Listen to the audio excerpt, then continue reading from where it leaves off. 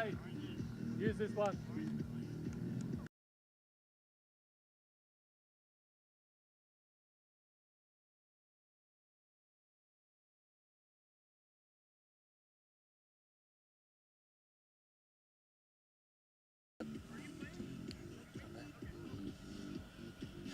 All right, welcome to day 2 and the final round of the inaugural Quad Series 2025.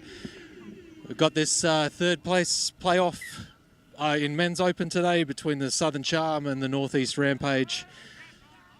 We've got the Rampage in the dark blue with the tap off. Taking the ball forward now into the attacking zone. Link play out to the wing. Good shutdown from that defensive wing from the Southern Charm. Touch is made. And we've got a roll ball error there, so that'll be a turnover. Southern Charm will start to take us out. So we're here in Mesa, Arizona. This inaugural Quad Series, this is the second day. These teams, having had 3 games yesterday, the Northeast Rampage seeded 3rd coming out of the pool rounds. Southern Charm seeded 4th. I'm Adrian Whitty. You can see in the background we've got the beautiful Mesa and the mountainscape to lay the platform for these teams. The Southern Charm now on the attack. They've turned the ball over, so the Rampage will take over here and look to drive out of their half.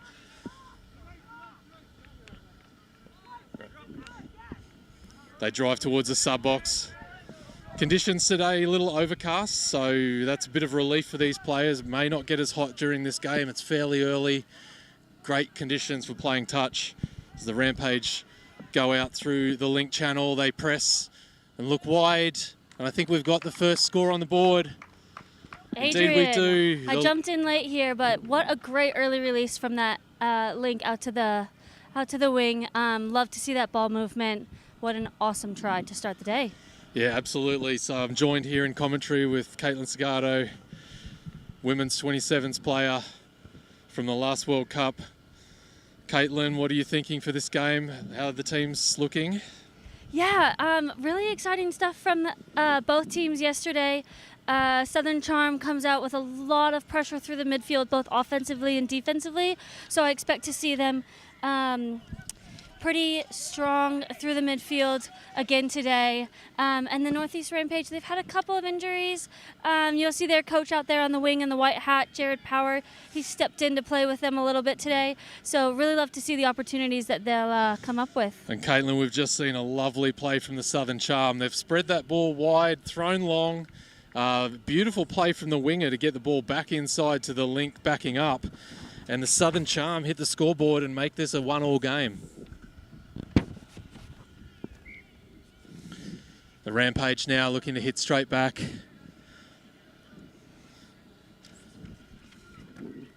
Yep, and you see Jake List there just taking the ball down the field, setting up into that middle platform play, looks like. So it's a List working with Abry in the middle there.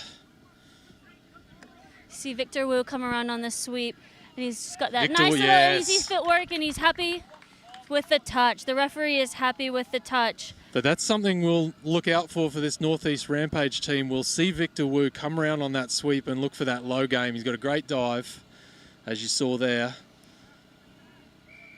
They've now just made a quick turnover there with a touch and pass call. And really good opportunity to take advantage of that last play, throw it around a little bit, see what they can make out of it, and we'll see Southern Charm go through the midfield here now. As the Charm works through the middle here, trying to get those yards, get into attacking position. Yes. Good flow off the back here. Link channel, beautiful touch to shut that down. Yep. Ball coming back. Southern Storm shift the ball across the field. Just try to change the point of attack, create something different and some new opportunities. But great defensive connection through the Northeast Rampage there. For the Southern Charm, look out for number 26, Daniel Foshi. that he'll be a central point of attack. And then also Christian Sanchez in number 10.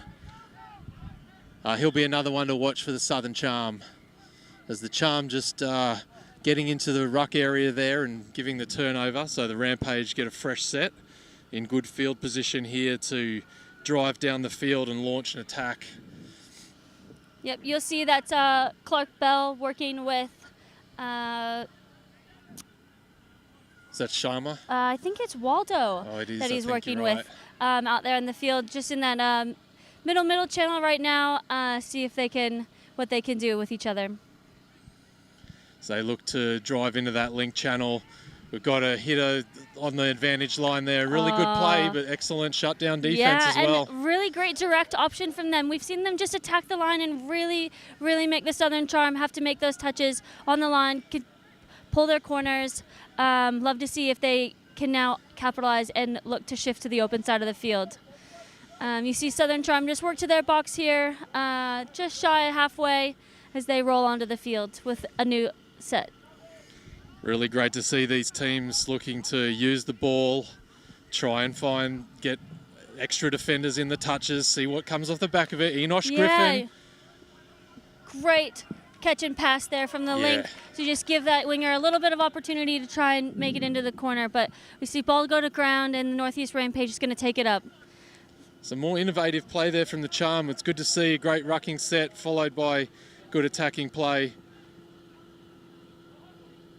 We just got a touch call there, so that'll be a bit of a slowdown of the play. I think second touch, and the Rampage will look to just take that opportunity to get their subs on. I think they actually called a penalty there, Caitlin. Looked like that was a tap restart. It looks like the defense had some good honesty there, and he said, no, ma'am, I did play at that ball. So they were able to take a tap just so shy of halfway. Touch it. And just really happy there to scoop early and really put the pressure on Southern Charm. But Enosh Griffin did some great work to get on sides and make that touch. Johnny Vo there scooping out of half, doing a really great job, but the defense just tracking him, getting onside and then making that touch. Yeah, it was good honour there in that last set from the Charm. Touch, of course, is such an honour game. Great yardage there. Great yardage there from the Charm. They'll look to take advantage of that run from Mikey Bateman. Yep. And it looks like they just might have had a in the ruck call as well, and so they'll get to advance forward with a penalty and take a tap just outside of their 7-meter line. So we've got... Looks like the Charm on the offensive there through that link channel, well shut down by the Rampage. Giving an early look down that link wing channel. We'll see what they do if they come back in. We've got Ari Garza working in the middle. Going the opposite direction. Long ball out. And terrific that was play. Great long ball from the middle, but it looks like they're going to call it back for a forward pass. It's been called back for forward, but that was great play there in the middle. Looking to go one side and then throw back open side on the other one to see if they can catch the Northeast Rampage out. They almost did. But the Rampage now work back that sub box. Trying to get those meters, see what they can get off the back of this set. Yep, and you've got Jake List going in and just giving a nice clean set dump for his middle to just have a good scoop. Unfortunately, was caught as dummy half there. They might not have realized they had one more touch to work with on that. Yeah, but that does look like that's the platform they're going to go for. Try to get in the backfield and get guys like Kim, guys like List moving through that scoop play. Yeah, and I really like the way that the Northeast Rampage is just happy to ruck down the middle of the field. You see them come to their sub box for maybe one or two touches, but then they're back hitting you straight in the middle of the field, which is a great opportunity for them to create that overlap. You see Forshee here now with the scoop and a long ball out to the winger. Great set of 6 and way to really just end it on their side of the field. And they even have a 5th touch. Both teams really happy to just scoop on 4th and make the defense guess what they're going to do next. So this game's going back and forward. We've got a 1-1 scoreline, but teams really trading blows here. We'll see who cracks first. Yeah, and really great pressure there from the Southern Charm, but it might have just been a little bit early released from his defensive line, and so looks like we've got a tap here for the Northeast Rampage. But I think as a coach, you're not unhappy with that. You want to see that pressure and defense. Absolutely. And even if they're a little overexcited and give away a touch, a penalty, even if it's on, early in the count, that's not such a bad outcome. Absolutely. And maybe it even pays off for them as they continue to put the pressure on the Northeast Rampage here. They've caused a turnover and an error in the roll ball. So great pressure. You've read that one like a book, Caitlin. Exactly what the Charm were looking for. Using that pressure to force turnovers, get the ball back, see if they can ruck down. Yep, just Griffin a little. back. Sorry, Caitlin, you go. Just really impressed with the early check off to get a couple of extra yards, and you see Scott Neals come out onto the field for this 32 peel.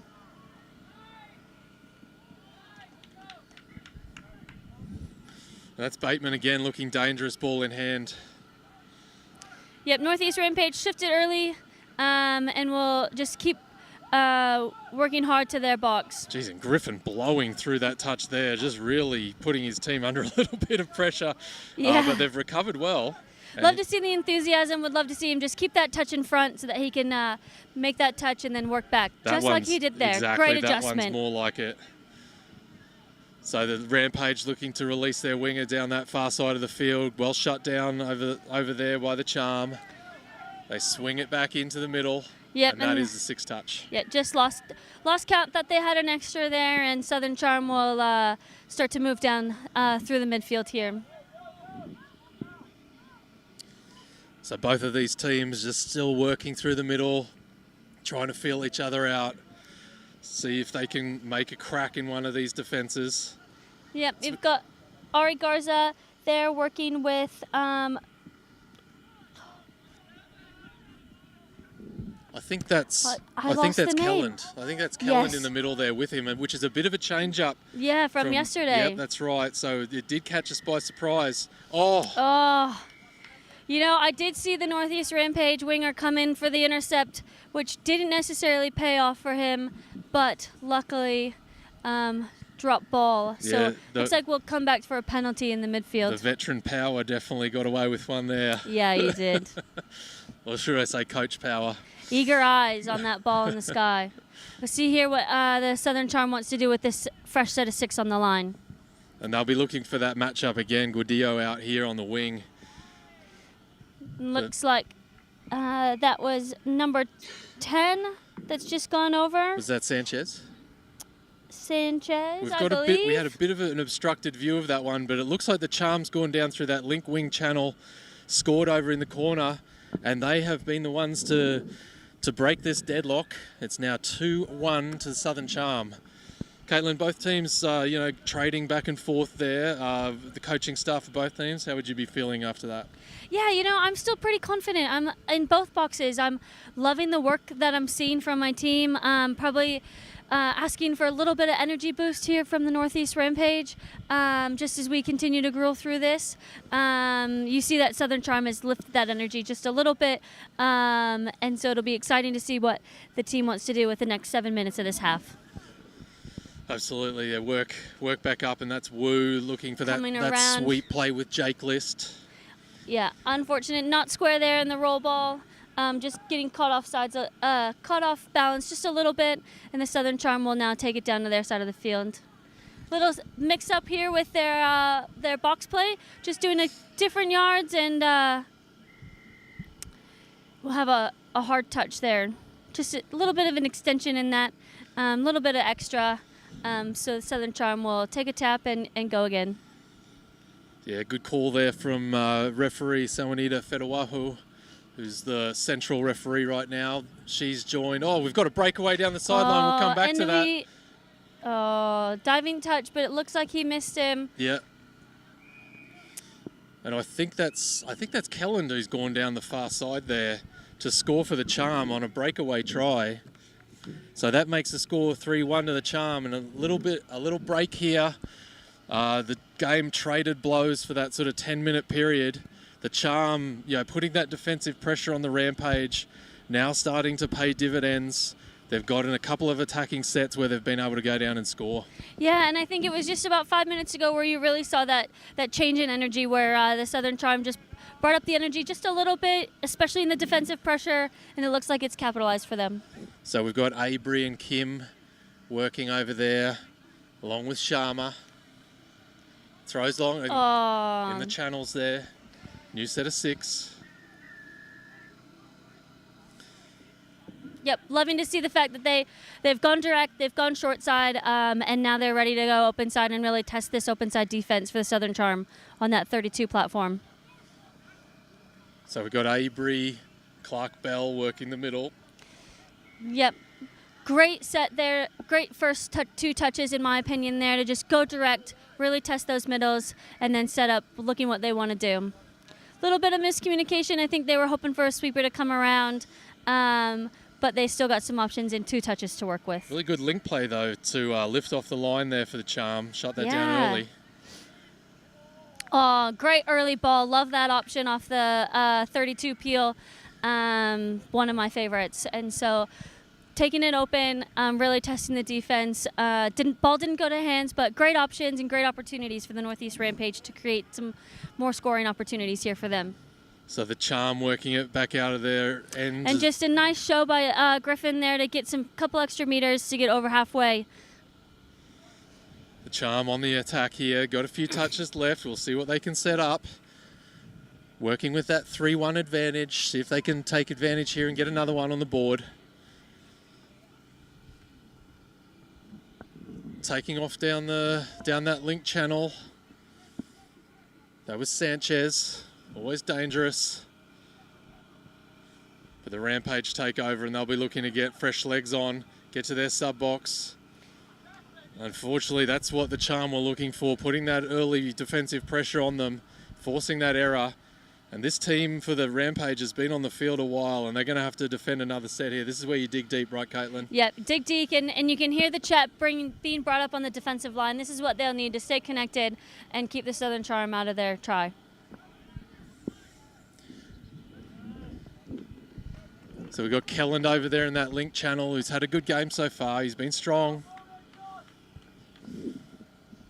So he's going to work with Connor Clark, who's the ball now. Kelland and Clark. Kelland again. And just ball to ground there. Really great lift of defense from this Northeast Rampage team. Way to stay connected. Great saving touch by their winger for that first attack. So, Caitlin, when you've been defending sort of multiple sets, we see another turnover. Unlucky there. Yeah, great positioning there by Clark to just get himself in the way of the defense and intercept that ball. So we've got Garza back out on the field here, working again with Kelland. Ball goes to ground. Rampage takes over again. So in this situation, Caitlin, where you've been defending multiple sets, what are we looking to do here? Well, it looks like actually we've got another penalty given to the Southern Charm. So I'm just really looking to bring up my communication here on the line. I want to stay connected with my team. I want to give them that ups and that energy, and that starts from the box out onto the sideline, onto the field.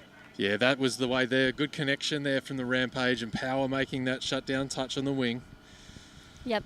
We've defended these sets, so we feel pretty confident. You know, we might be tired, but the more we talk to one another on this field, the more opportunities we have to just stay connected and make those touches. Yep, and really great defense here by the Northeast Rampage to keep out Southern Charm. So love to see what Southern Charm's going to do here with this last opportunity. Southern Charm with Clark and Kelland. Ball works back for the long pass out, but Power's there to shut that down. Yeah. It's good wing play from the veteran. Garza back in for Kelland. Yep. Just moving the ball around here a little bit, see if they can create some overflow and opportunity. If I'm the Northeast Rampage, I'm going direct now. I'm going direct. I'm doing my key actions, key behaviors, and I'm making it nice and safe and easy into my box. Yeah, tucking the ball under, making those strong roll balls, communicating where the next runner's coming from. And here they are. Look at that. Look at that drive. Great opportunity and flow from the Northeast Rampage to get out of their half. Now, this would be a real confidence booster if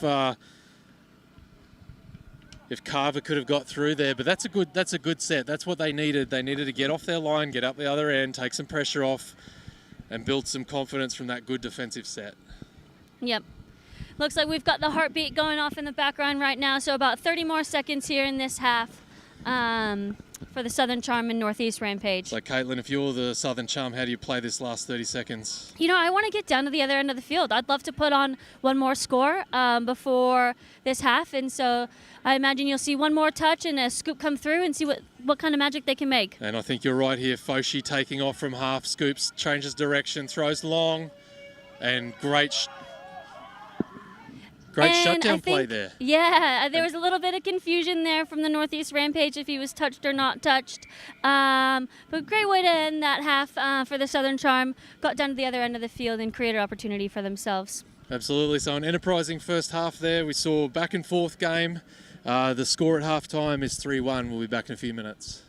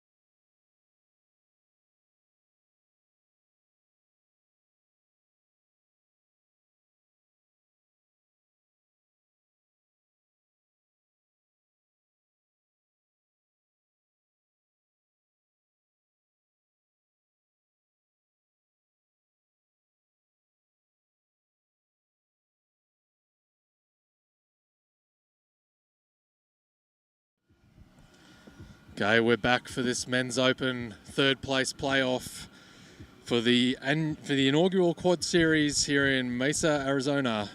At halftime, we've got the Southern Charm leading 3-1 over the Northeast Rampage. Caitlin, how did you see that first half? Exciting first half. Battle through the midfield, which is what I expected from these two teams.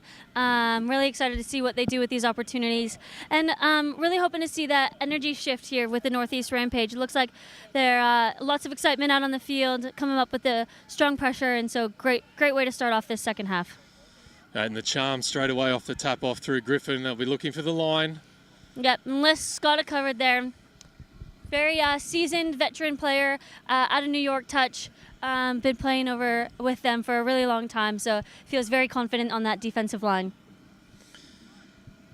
Ball spreads out, and we've got an early try in this second half through that link channel. Yeah. Billy Tilson, referee, points to the spot. And really good opportunity there from Enosh Griffin. He was able to isolate that link a little bit, make him make a decision, committed that link, and was able to get the short ball off to his chopping link. And that's going to make the score 4-1 to the Southern Charm. A nice early strike to see if they can get the advantage here in this playoff game. In the first half, I started to introduce our referees before we had a breakaway try. We've got Jay Alston, the big gun, out in the central referee spot right now. Billy Tilson on that far side who awarded that try, and Sanwanita Fedawahu on the near side at the moment. Yeah, and a really great referee team here. Love to see Sanwanita Fedawahu get a men's open game. She reffed some women opens games yesterday. And, you know, she's fast enough to be out there and keep up with the pace of the game. So love to see the opportunity to have another female referee on the field with a men's open division. Yes, and Caitlin, this is the quad series also, you know, obviously this is a development opportunity in a lot of ways for both the players and we've talked about the coaches as well, but also for the referees. Yeah, it's been really great. As you see Southern Charm here work their way through the midfield, they've been able to capitalize, get some space and opportunity. But looks like we've got a penalty for offsides from Billy Tilson. So they get to create another set of 6 and see what they can do. They're going forward with Kelland and Garza here, looking to set up, see if they can get Clark involved. Clark and Sanchez setting up in the link spots. Here's the dangerous nice Clark, throws there. long. Sanchez now distributing out. And just holding up that wing, really making that wing make a decision. But what a great chase out from the defensive winger to be held in that space, turn, and make a touch on Chris Heron in the corner before saving that try. So the last touch here, we'll see what the Charm can do. Oh, that's exactly what you want to see from the Southern Charm. If I'm the Southern Charm, I'm breathing a sigh of release, and I know I've got another set of 6. And also, this is probably the team I would like to have out on the field with a fresh set of 6.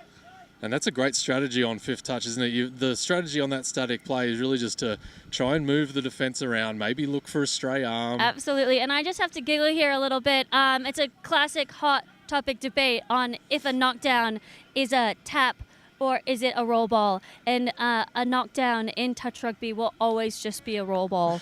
It is not a penalty. And in the meantime, we've seen Sanchez go into that link channel and strip the defence down for another try for the Southern Charm to take the score out to 5-1. And what a great opportunity. They've really been attacking this left side of the field, and so they've taken an opportunity to really compress over there to the left and then shift the ball back over and create open space on the right side of the field for Sanchez to go in.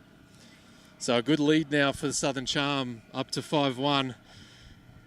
What's your message for the Rampage here, Caitlin Scardo? Yeah, just keep up this energy, keep going direct, keep going straight, and complete your sets of 6. You know, there's still lots of time in here. We see lots of touch and lots of touch being had and lots of tries being created. And so, you know, just another opportunity right there that Northeast Rampage was almost able to capitalize on. So they're not out of this game. They just got to keep going direct and keep creating opportunities for themselves. So we've got Carver in the middle, unfortunately picked off there by Foshi. Good channel play from the defensive middle. Southern Charm back on the drive. Beautiful, great yardage there from Nick Cummings. Yeah, and you just see the winger able to get a couple extra yards as well as he was released down the sideline. So we're already over halfway. Bobby John's coming out onto the field. Great play there from the Charm. Beautiful driving set to get in offensive position. You would have liked to see him keep momentum. He drives forward again. Get Griffin the ball in hand. Throws long. And great try from Walker Stone out on the wing here. And that was just a beautiful drive set, Caitlin. Yeah, it was a really great opportunity to keep flow and momentum for the Southern Charm. It's going to make it a little bit harder here for the Northeast Rampage to close up this gap. But I still think that they have plenty of time and opportunity. There is plenty of time, but the Southern Charm really now getting rewarded for absorbing that early pressure, putting some defensive pressure on themselves, and now breaking this game right open with the score being 6-1. Yeah, we'll see the Northeast Rampage with Liston Wu out here working in that far link channel, as well as JK47 has List as middle partner. Some innovative names, that's for sure. Everybody loves a good nickname. Southern Charm doing enough there to shut that one down, and they'll take over. See if they can get that drive set going again. Yardage a little stalled. Good pressure from the Rampage. That's exactly what they need if they're going to get back in this game. And just a few extra shows there, and they were able to catch the defense and get a few extra yards. Taking fourth touch just at the 10, and it looks like we've got an error in the roll ball there. So there's going to be actually a new set of 6 here.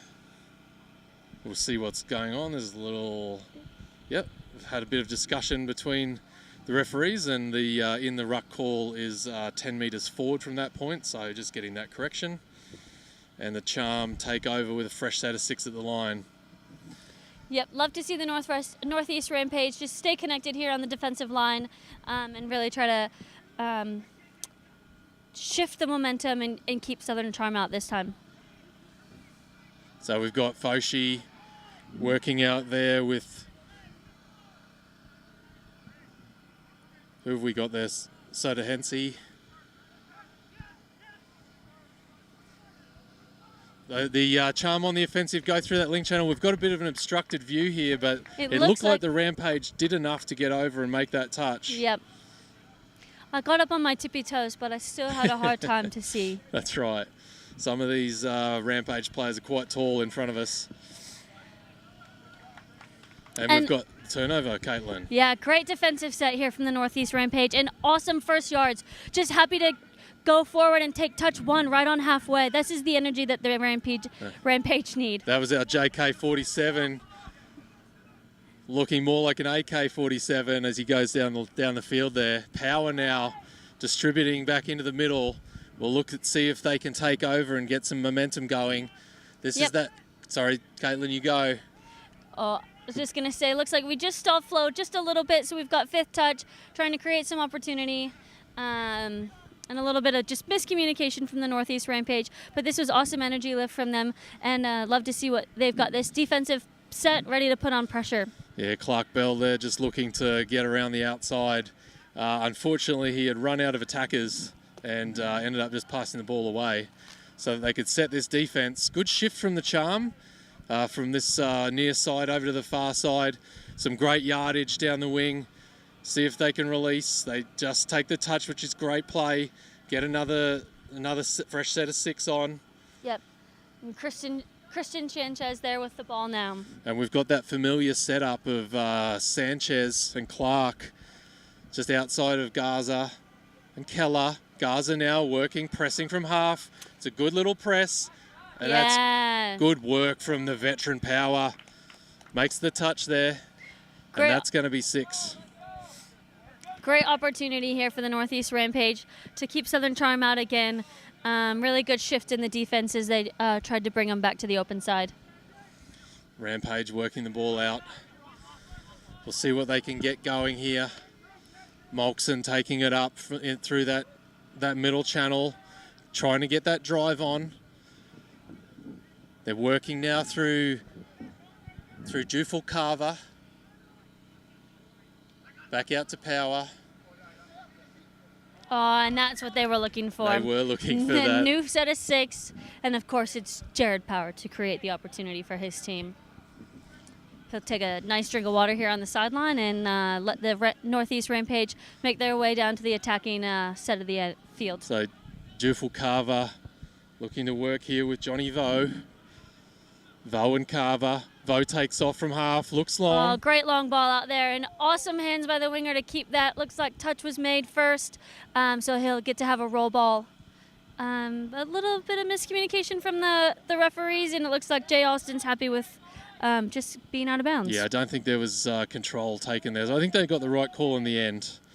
The Charm take over. Good enterprising play there from the Northeast Rampage. The Charm now spread down that far side. Looking to get new troops on. Griffin takes the settler up the middle, looks to check. Gets a few extra yards. They'll want to drive forward here, see if they can create momentum. Bobby John's in here at half, looking to wrap around from Kellen. Johns again, ball in hand. Well shut down by the Rampage. Yeah, and real good defensive pressure there for the Rampage. I think they would see lots of opportunity after that last play. And looks like the Southern Charm has got the ball back now. And this team will stay out on the field and try to have another go. Griffin looks long. Good shutdown. We've got a whistle. I think we're coming back for an offside penalty, or sort of a dropping penalty there. So good pressure here from the Charm. Yep, and that's just Northeast Rampage. Only one penalty for them. They don't have to worry about it too much, and luckily enough, they were able to disrupt in that touch and create an error in the roll ball for a turnover. Straight onto it and just down the field to get some yards for their team. So the Rampage here with probably about, nice strong touch there. Yeah. Probably about 8 minutes left in this game. Caitlin, what do you want to see from the Rampage here? What are you saying if you're in the coach's box? Yeah, just keep going direct. We see the opportunities once we go direct down the field, and we create space for us. The list is doing that now, giving Kim some room to work with here. And looks like Billy Tilson is going to say that middle made it onside for the touch. Yeah, but that's good play there from the Rampage, just looking to drive forward, get a scoop off the back of it, use their pace in the backfield. The Charm now working the yardage game. We've got a body on the ground there, but looks like Jay Austin's got this covered. Yeah, a little body check there. Just not getting the arms out. Obviously, with touch, we've got to extend the arms and use that to make touches. Yeah, we definitely prefer to be... Caitlin's hot mic is... we've got the censorship on here. That one was not going to flow correctly. The Charm looking to drive down the midfield here. We've got Foshi taking over. Six touch, good shutdown by the Rampage. Great defensive pressure here from the Rampage and just headed direct back down the side of the field. Yeah, another good call from referee Alston here. Just trying to bring the heat out of this game again. Just control these touches. Yeah, and Woo's excited to go. He's ready. He wants to take that tap, but he'll come back to the mark, take a tap, and move down the field now. Alston, the seasoned veteran out there. So the Rampage now moving forward through Kabir. Looking to attack that middle channel. Looking to get the links involved now. Wider play from the Rampage to just bring it back, see if they can set up again.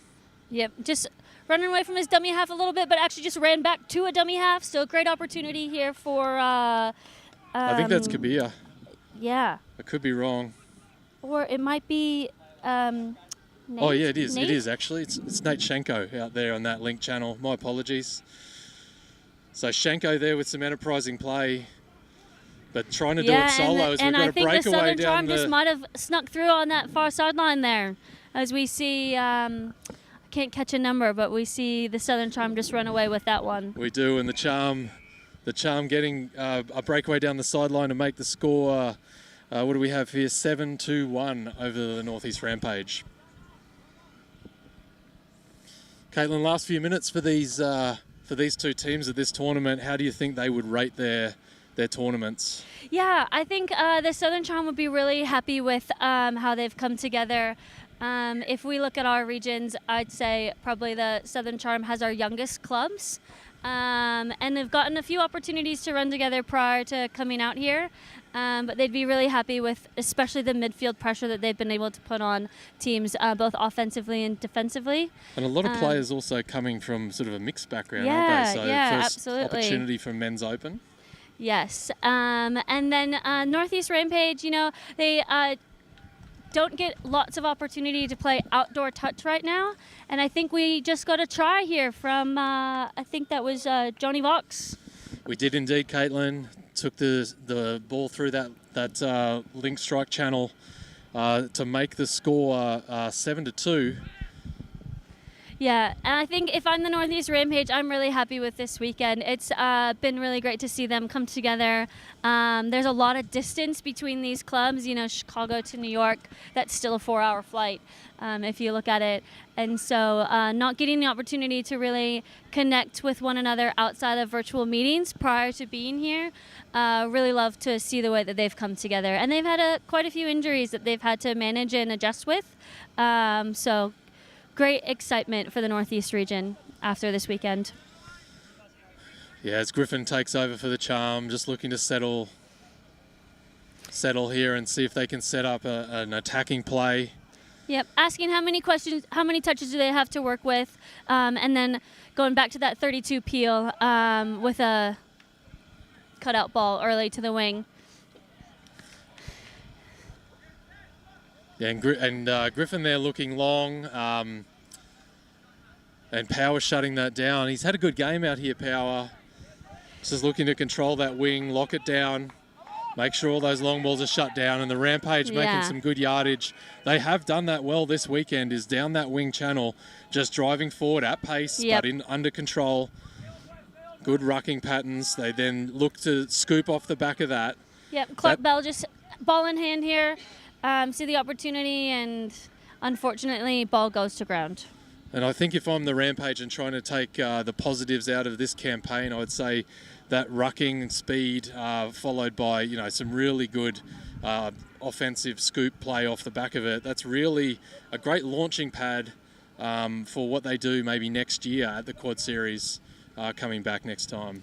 Yeah, and it'll be really exciting to see as the Quad Series is new. This is the first year we've done it. This is the first year we've put it together. And so you'll see regions being able to capitalize in the off-season as well now that they understand what we're looking for 2028 as a nation, a USA Touch region, and developing through these regional teams to create those opportunities for the next World Cup. Great, we saw Foshi there, attack for the Charm. Ball turns over in the Rampage again, back on that sub-box drive. The Charm still bringing pressure, even at this late stage of the game. Power with the show. Great extra yards there by Jared Power. So it looks like Senwanita Fetuatu is happy with the middle not making it onsides yet. Gives him the play-through call. Great listen from that scooping middle to connect with Johnny Vox again. Yeah, some great yardage play there just to get into the backfield and really put pressure on that Charm defense. They've made the score 7-3, a late foray of tries here, Caitlin, for the Northeast Rampage. Yeah, absolutely. And like I said, if I'm the Northeast Rampage, I just want to go direct. I want to put the Southern Charm on their back foot, and I want to just keep going with lots of energy and pace. And you saw that in that's how they converted on the last one. It's good to see these two teams not really letting up. They realise, this is their last touch for quite some time. So they're just out there to enjoy it and really compete as hard as they can for as long as they can. And we're even seeing the Charm now just try to set up again, look to add to that scoreboard.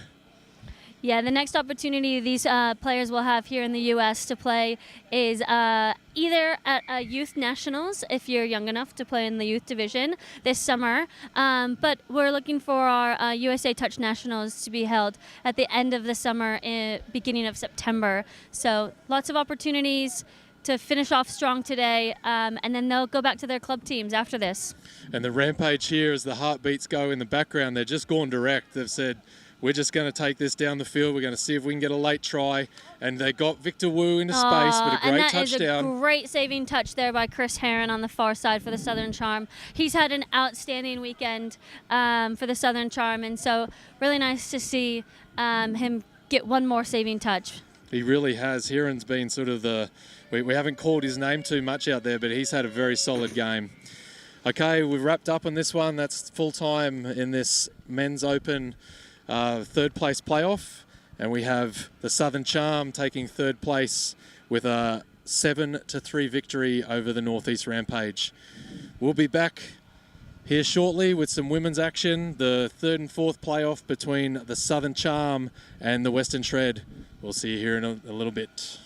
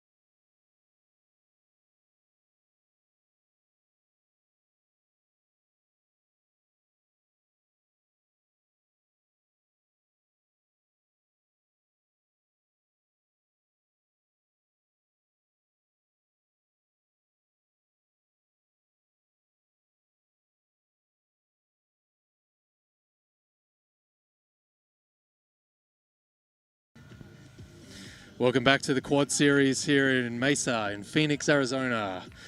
We've got a Women's Open third place playoff game between the Western Shred in the yellow and the Southern Charm in the blue. I'm Adrian Whitty. I'm going to be joined here shortly in commentary by Caitlin Segato, Women's 27s star from the last World Cup. For me today, this is, if we go back to yesterday, these two teams played off and the Shred was able to get the victory over the Charm. The Charm will be looking to strike back, and for me, this is a really interesting matchup. And on this last game, they're both going to be wanting to fire their last shots for the tournament.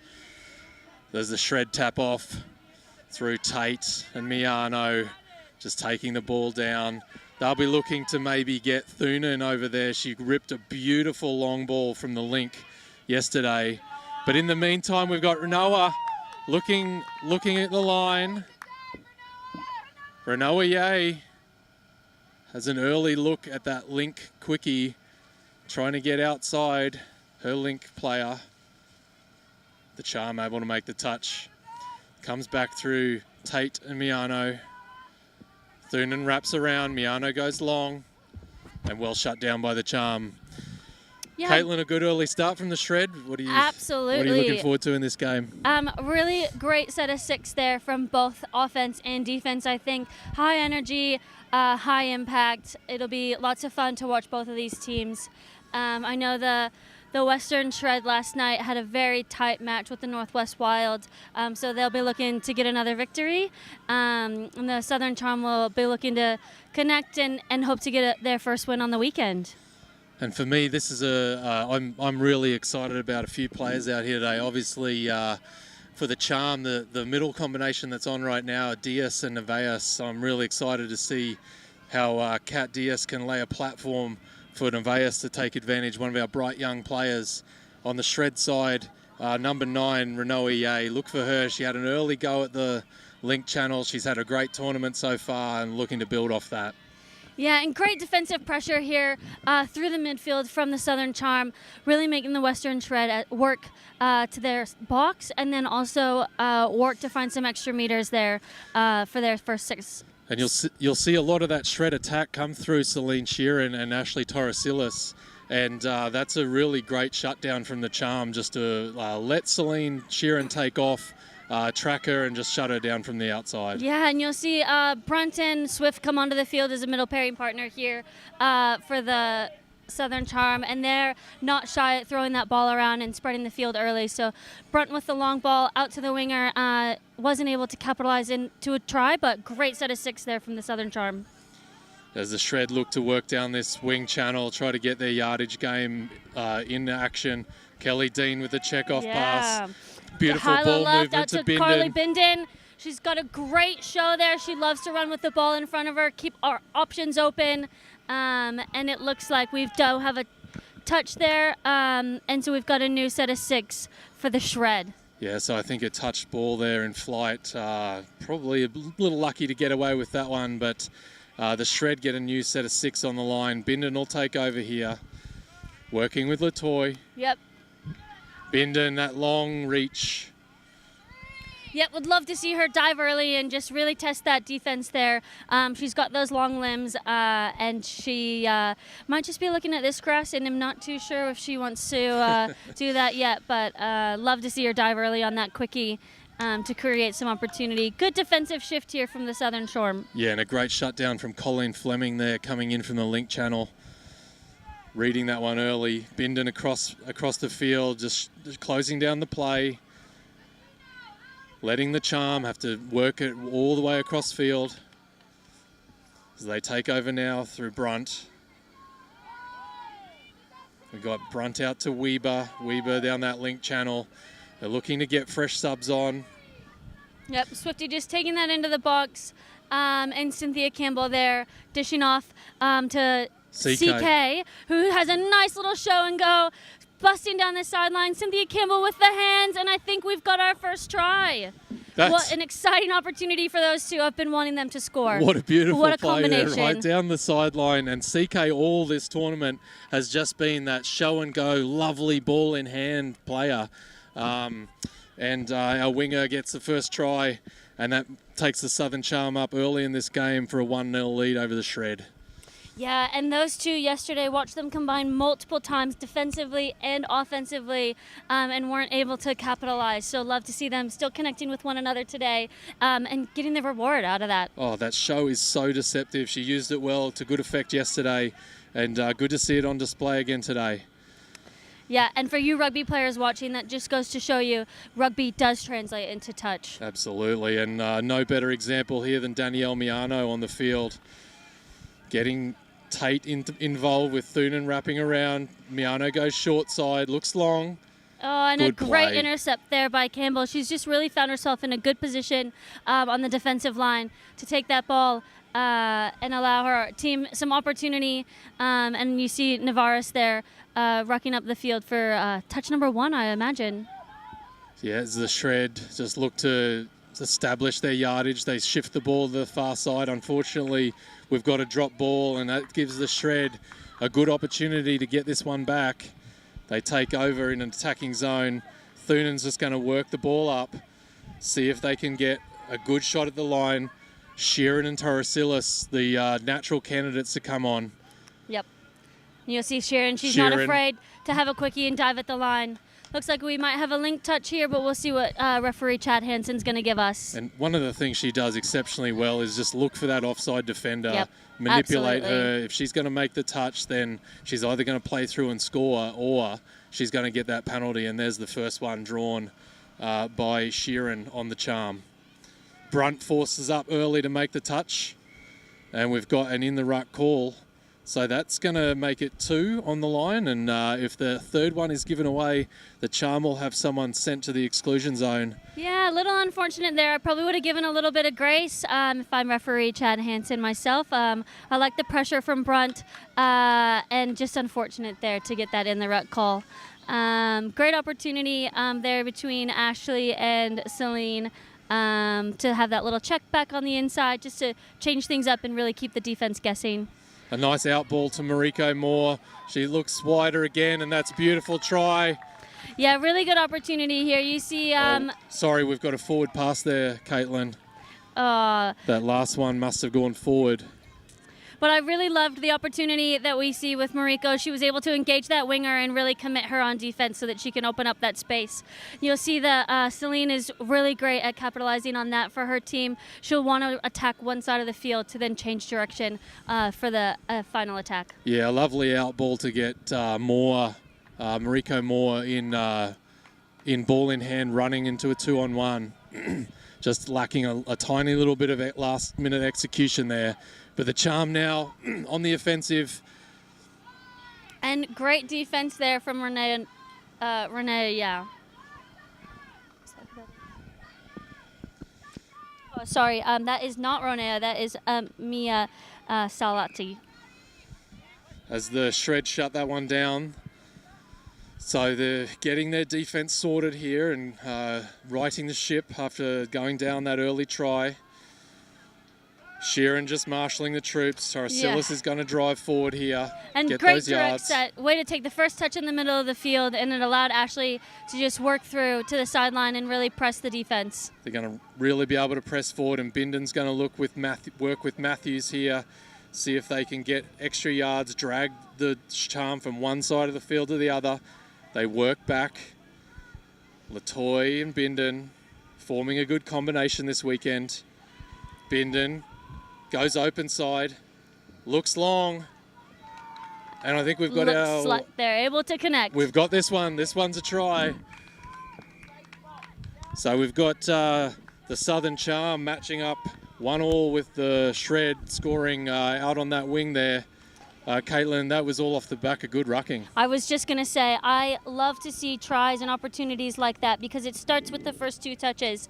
So you know those players that just came off the field feel good about that because they created that opportunity and flow for their team to score on the other end of the field. And a shout out to our try scorer out on that far wing for the Shred, Julia Toribio.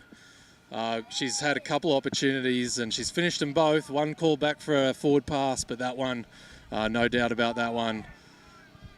Absolutely, and we'll see Katrin Diaz come here through. Looks like I think they ran a 32 peel.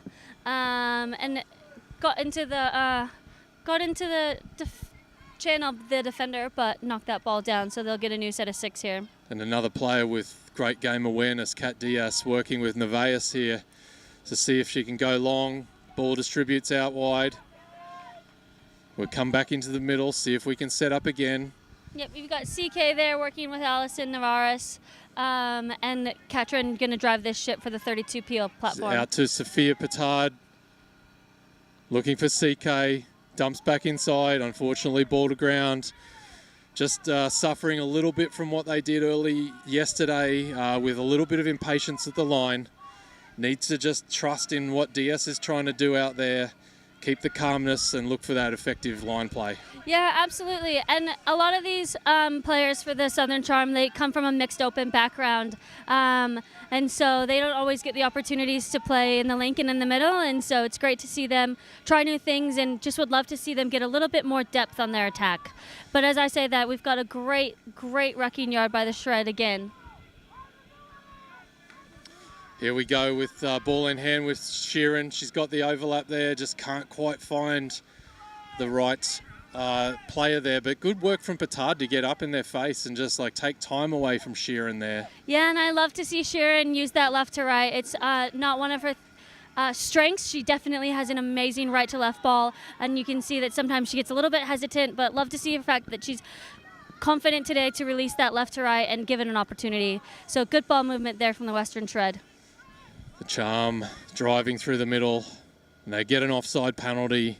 So that's just a good rucking there. You're either going to get good yardage, you might even draw this offside penalty, and they do. So they get a fresh set of 6 inside the Shred's half. And we've got Brunt and Swift out there running the show. Fleming out on this link. I'm going to step back to the open side. Set up again, bring up Torresilis. They look low, Swift. Great direct attack there, but it looks like we did get some defense to make it on sides. That's a good setup there because we know that Brunt can also throw long off the back of to the open side. So look for the same setup and that long ball coming in. They ran out of touches there, but let's look for that later in the game to see if Brunt takes the advantage of Swift's speed and goes back to the open side instead. So the Shred now. Yep, and just a big drive box call from their coach here, Teofina Aranoite. She's asking their team to just drive straight, drive forward, and ruck down this field. Bindon now being released out the far side with Matthews out to Toribio. And Cynthia Campbell with the defensive chase down, but it looks like maybe she's down for a second, a little injured, but she's back up and running again. Fleming, another good shutdown there. There was an offside, I think, in the middle of the field there, but Fleming doing the job there to get up early, shut that down before it could really get into a dangerous overlap situation. So the Shred here, Bindon and Latoy will be looking to take advantage of a fresh set of 6 at the line. What do we look for here, Caitlin? Yeah, this group, they'll definitely stay in the middle together and work together with the first couple of these touches. And as I say that, they're setting up for a 32 peel. So a little bit of a commentator's curse there, yeah, sorry. I think just getting a little close to the line there and not giving themselves any space. The Charm able to get off the line quickly, shut that down. They'll now ruck through Weber down that link channel. CK, that show on again. Gets those extra yards, gets them out of trouble. And good to see Campbell running there. Looks like maybe she got caught up in her knee with the last one, but back out on the field. So First and Heller running combination in the middle. Matthews makes the touch, and we've got, I think, a touch pass call here. So the Shred looking to go forward. The call is there. It is straightening up Bindon. Now we start to spread wide through Dean. And the Shred will just look to get to the sub box and get fresh troops on. Latoya into half there, just holding the ball up a little bit as her fresh set of legs come onto the field. There's Tiffany Arionite driving forward for Miano. Renoa Ye in there as well, looking to take advantage Ooh. Ooh, and a little bit of footy out there. A little footy action. Amy you know. Vodanek almost...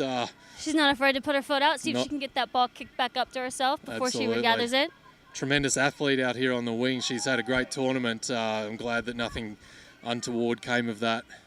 As Hella now takes those extra yards. Oh, I might have and liked that's an unfortunate opportunity.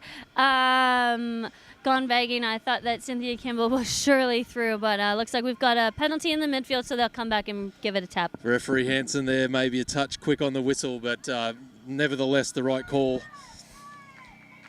And unfortunately an over the mark, and hence that won't get past Hansen. Talking of the referees, we've got Chad Hansen here in the middle. We've got Noah Lata on the near side here, and Danielle Chari on the far side. As Miano draws a penalty, and we've got, I think it's an in the ruck penalty, so we're going to bring this ball forward. May not have been in the ruck in any way. Well, I don't think we got a hand signal there, but it looks like maybe we just had an offsides call or a hard touch. So Torresilis and Sheeran looking to move the ball forward, get in attacking position, see what they can do off the back of this. We've got a tight game on our hands.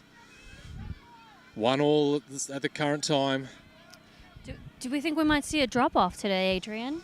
I mean, I hate to say it, but it's every chance. Pyle there looking for and what a great touch by the winger there from the Southern Charm. That was awesome defensive line. Good attack and good D there, right? Yeah, that's what we want to see. Grace Perkins, great opportunity for her to get up off the line early and move across the field to make that touch nice and clear for the referee that she's onsides. And for Grace, this is her first look at sort of high-level touch, and she's had a very solid tournament. Should be really proud of her efforts. So we've got Fleming now taking off and making the show and running that link channel, making great yards. Oh, sorry, that was Swift out here on the link channel. Fleming now coming into that link. Yeah, and Bront just creating opportunities to get a nice dump here on the fifth touch so that she can use her speed and try to connect in with the Swift.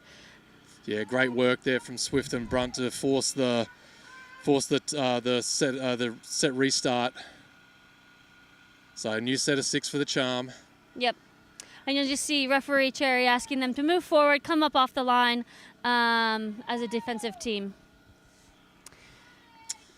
So we'll see what they set up here. I think they're just going to try work those middles a little bit more. Maybe we'll see that setting up Swift for the short game and Brunt on the open side. Charlie Brunt from the line. Happy to give a dive. Okay, Shred doing a good job so far to shut this down. Couple more touches here. See what opportunities they create with this fifth touch. I'm not sure Swift realizes she might be dummy half, but it looks like referee's going to play on, and that'll be 6 touch. Yeah, and got away with that one. Yeah, easy shutdown from Moore there in that link channel. The Shred now able to hopefully capitalise on that and drive their way to the sub box. Yeah, go ahead, Adrian. I Sorry. just say they're going a little sideways here. Love to see them go direct with some speed. I was going to say good opportunity for Southern Charm to just continue to put this defensive pressure on through the midfield as they're staying strong and connected together. Just unfortunate there. Brunt played at the ball. I think as she was trying to make a touch. Goes either way, you know. Sometimes you get it, sometimes you don't. Yeah, a couple of good late touches there for the Charm to get out of trouble. Yeah, and good opportunity here for Bindon and Latoy to come back out on the field and have a full set of 6 to work with. Really love to see them just have some opportunities to use all 6 touches here in this set. As Bindon works that link channel. She good looks to go separation through. Between the two. She gets in behind the defender. Looking to set up again. Wasn't there. Yeah. Latoy asks her to set up again. There's that patience that we were asking for. Just Bindon wants to make sure that she's got that defense coming out off the line so they can run a 32 peel. Good short side look option there as an opportunity, but it might have been a forward pass as well as ball to ground.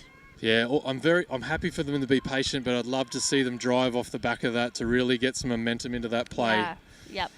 Yep. And I think if they do that, we'll get better outcomes and maybe our second try for one of these teams. It's a bit of a dogfight right now. We're well into this first half, almost at time, and the score's 1-1. Good patience there from CK. Yeah, absolutely. And I'll have to say, we didn't have any drop-offs yesterday, and it's not necessarily common in round games that you see a drop-off, but that was one thing that we were looking to do. Today we might get that opportunity. As we hear the heartbeat in the background, we might actually have our second try before the end of the half. But what touch. An amazing touch by Kyla Latoy to get down there to the other end of the field and save that as we go into halftime 1-1. Well, a great first half. This is a real good battle. We're seeing up and down the field. It's going to be a grudge match. I think we're just going to have to see how this plays out, Caitlin. At halftime, as you said, the Western Shred won and the Southern Charm won. We'll be back in a few minutes.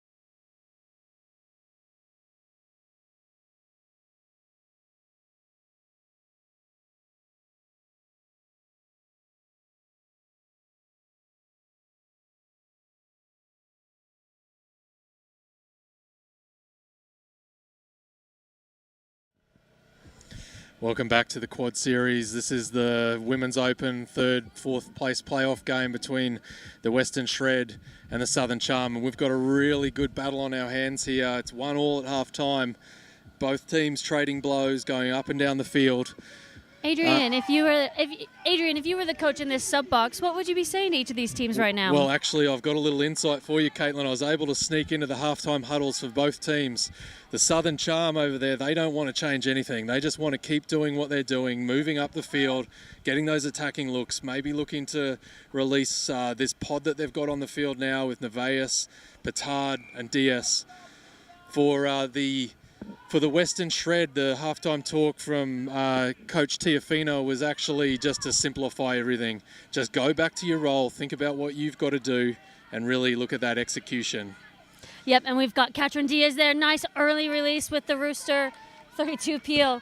And I thought maybe they were coming in, but great touch by... I think that was Thunen who came across to make that touch there. From the link. So Diaz good setup here with Diaz. Looks open side, coming through. gets through. And is she going to connect? Oh, that was great opportunity by the Southern Charm, just straight off the tap. Love to see those new looks. And absolutely, that Charm coaching box with Rama Motadi would be very happy with that start from the Charm. Unfortunately, they've given away a penalty here, but a good enterprising start from the Charm. And again, as we said, let Diaz take control. give her the support. Absolutely, and I love to watch Katrin Diaz scoop. Normally when she's out on the field in the middle, she is a setting middle, but she has just as much experience scooping and getting through an end goal as anybody else. So we got a bit of a forceful contact there, not called by the referees, but Sheeran and Torresias on the last touch here. The ball released to Sheeran. And onside play there, so well done. Good way to shut down from the charm. Yeah, absolutely. And I didn't see anything wrong with those touches. Nothing wrong with a little extra love sometimes in a touch game. There you go. So we get out to CK, see if she can work that magic again. The charm going to their sub box. Yeah, great yards from Nevaeus was just an extra step there to create some opportunity as Brunt and Swift come out onto this field here. Yeah, honestly, that's what we want to see from Nevaeus. She's classically a link player in a mixed game. Her first go at Women's Open, but those yards are really her game. Yep, and great opportunity there for Brunt to step for Swift. As you see Swift come through, just really looking to test the speed here this second half with the Southern Charm. So similar to the first half, we've got an end-to-end game here. Both teams trading sets, just in the yardage battle. We'll see how deep these teams are willing to go before they crack, and it'll be a case of who cracks first here. Absolutely.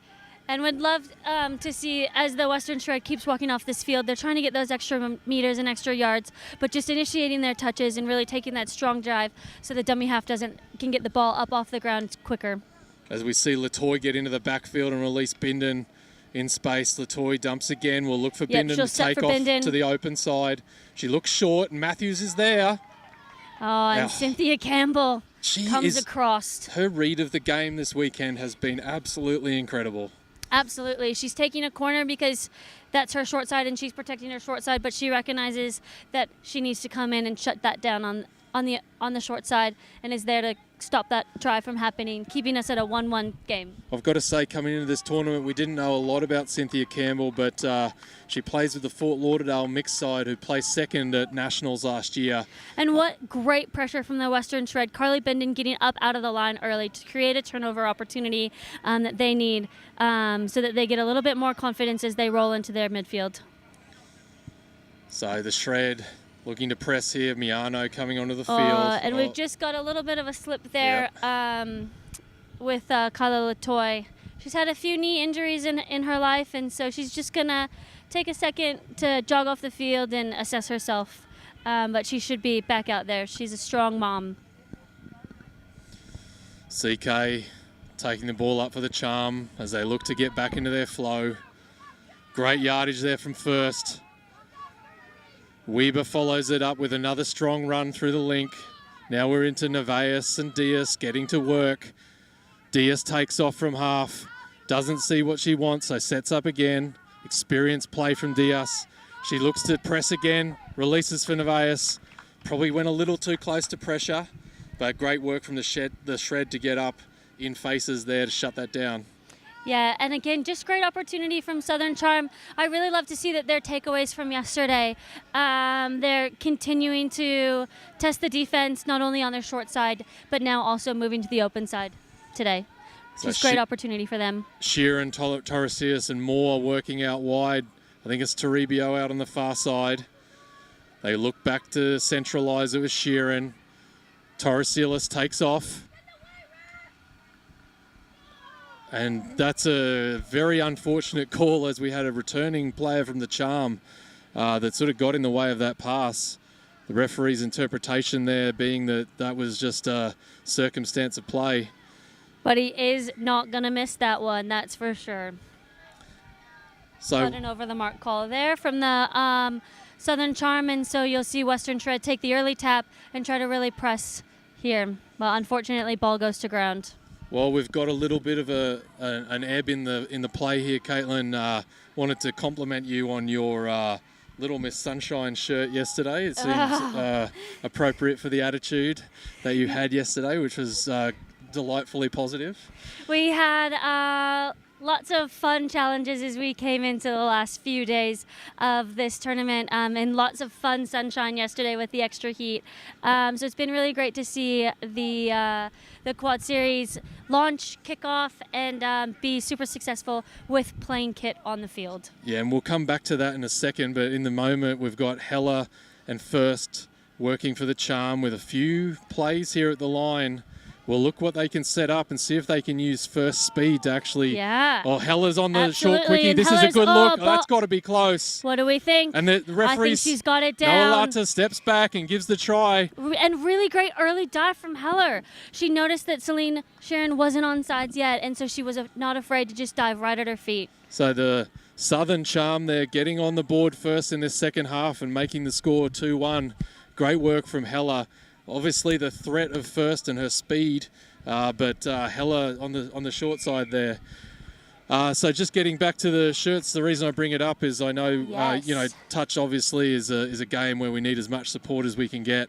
And we've got some very good sponsors of these two teams that have helped out with getting these two teams here today. You want to tell us more about that, Caitlin? Yeah, you'll notice both the Southern Charm and the Western Shred have a nice little logo on their jersey, their plain jerseys,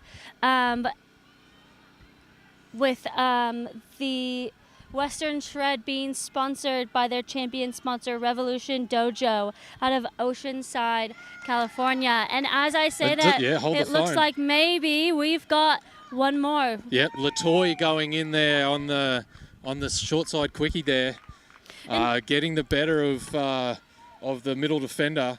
Latoy obviously overcoming that knee injury and getting back on the field to be devastating and locking us up again at 2-2. And really great ball movement. You saw them shifting back and forth across the field, really making the defense work for them to find that opening in space. So great opportunity to use their ball skills and pass along. So let's see if the Charm can get back a quick try here. We've got Weber working for Brunt and for Swift, who has the ball now. Swift, who is the sponsor of this Southern Charm team, she owns Swift Recreations, which does playground and outdoor space in 5 different states in the United States. So if you're looking for a playground in your local city park, you should definitely reach out to Christina Swift. Great stuff. And I guess while we're doing our shout outs as the Western Shred take this over towards the halfway line, big shout out to our live stream partners here, Local Media, doing the hard yards, especially in the blistering heat yesterday. As Sheeran takes it down the field, she looks wide. What have we got there, Caitlin? And it looks like maybe we just had a touch that wasn't called, so Sheeran might not have realized that she had already been touched before that pass was away. So Danielle Cherry just happy to bring it back, play the touch, and let the Southern Charm, or what the Western Shred, have another opportunity at this line. Excellent. We've got six touch, but also the ball down there. So a turnover there for the Charm as they're going to work their way off to the sub box. We've got this is the hard part of the game now, Caitlin. We're into the last quarter of the game. It's not as hot today, but these players are coming off the back of 3 pretty hard games yesterday. 2 of them in the heat. One of them beautiful conditions at night, but 3 games yesterday. We're starting to see that fatigue maybe come back. And a great saving touch there from number 7 from the Southern Charm. Colleen Fleming just coming across. Awesome opportunity for Sharon to try to set up Torsius on the inside with the check ball, but Colleen Fleming able to come over and make that touch. And we'll see what Sheeran and Torsilis goes wide to Moore. Great ball in hand skills, but well shut down by the Charm. They want to get that ball back in the middle. And a Brunt well done to take time away from Sheeran, but she attacks straight back to that channel. Unfortunately, the ball goes down. Oh, we've got her offside. We've got a dropping call here. So that's Sheeran's experience taking over here. They're going to try to get fresh legs on. A new set of 6 at the line. Sheeran just stalling to see if they can get fresh troops on. She might see if she can either partner here with Kylo or come get a sub for her LA Royals partner, Carly Benden. Dean's going to have a look at the Dean line. happy to test the line there with Colleen Fleming again. And that's great. You know, they don't have their full complement on. They still have people coming into the interchange. So go direct, keep it safe, keep it simple, and have a dive. The attack play now through Bindon, gets Latoy activated, short ball knocked down, so we'll get a fresh set of 6. Be another good opportunity to set up. Caitlin, what would you like to see from this group? Yeah, I think it's the same thing. So they've worked on that patience. So I'd love to see them use all set of 6 here like they did last time, and then just not lose that flow and momentum. So patience, but driving into each setup that they want to really attack this defense with. So patience with intent, and that's what we see from Latoy Yes. And Puts great the defense pressure on there by Brunt. Charlie Brunt. Great defense. now. Well defended by the Charm. They've been resilient so far on their line today. The coaches will be happy to see that, the improvement that's happened over the course of the weekend. As Bindon now looks to get in for Matthews, who's going to try to get Latoy on the short. Yep, and Wraps there's around. that good adjustment on the peel. So they've got that drive, Bindon driving into that 32 peel now with a little bit more intent. And they've been able to create an opportunity with another penalty here on the line. So I think that's 2, Caitlin. So we'll see if they can. I would be going back to the well here and doing the same thing. See if you can draw that 3rd penalty. Absolutely.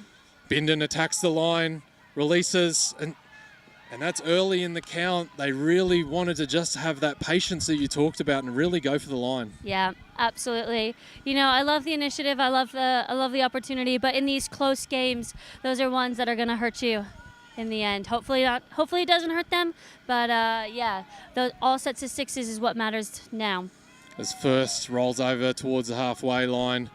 Good Oh, ball from CK and CK Campbell. again. Just connecting down that sideline, really creating opportunity for the Southern Charm to move forward through the midfield. You'll see Katrin Diaz just directing Navarez here.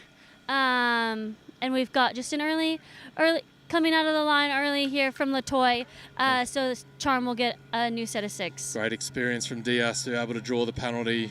She's going to get Nevaez to set her up, get her where she wants it. Yep, and you'll see that patience. She's got 21 years of experience in touch, playing in multiple different countries around the world. And so she won't be looking to rush anything. She'll just keep it slow and steady.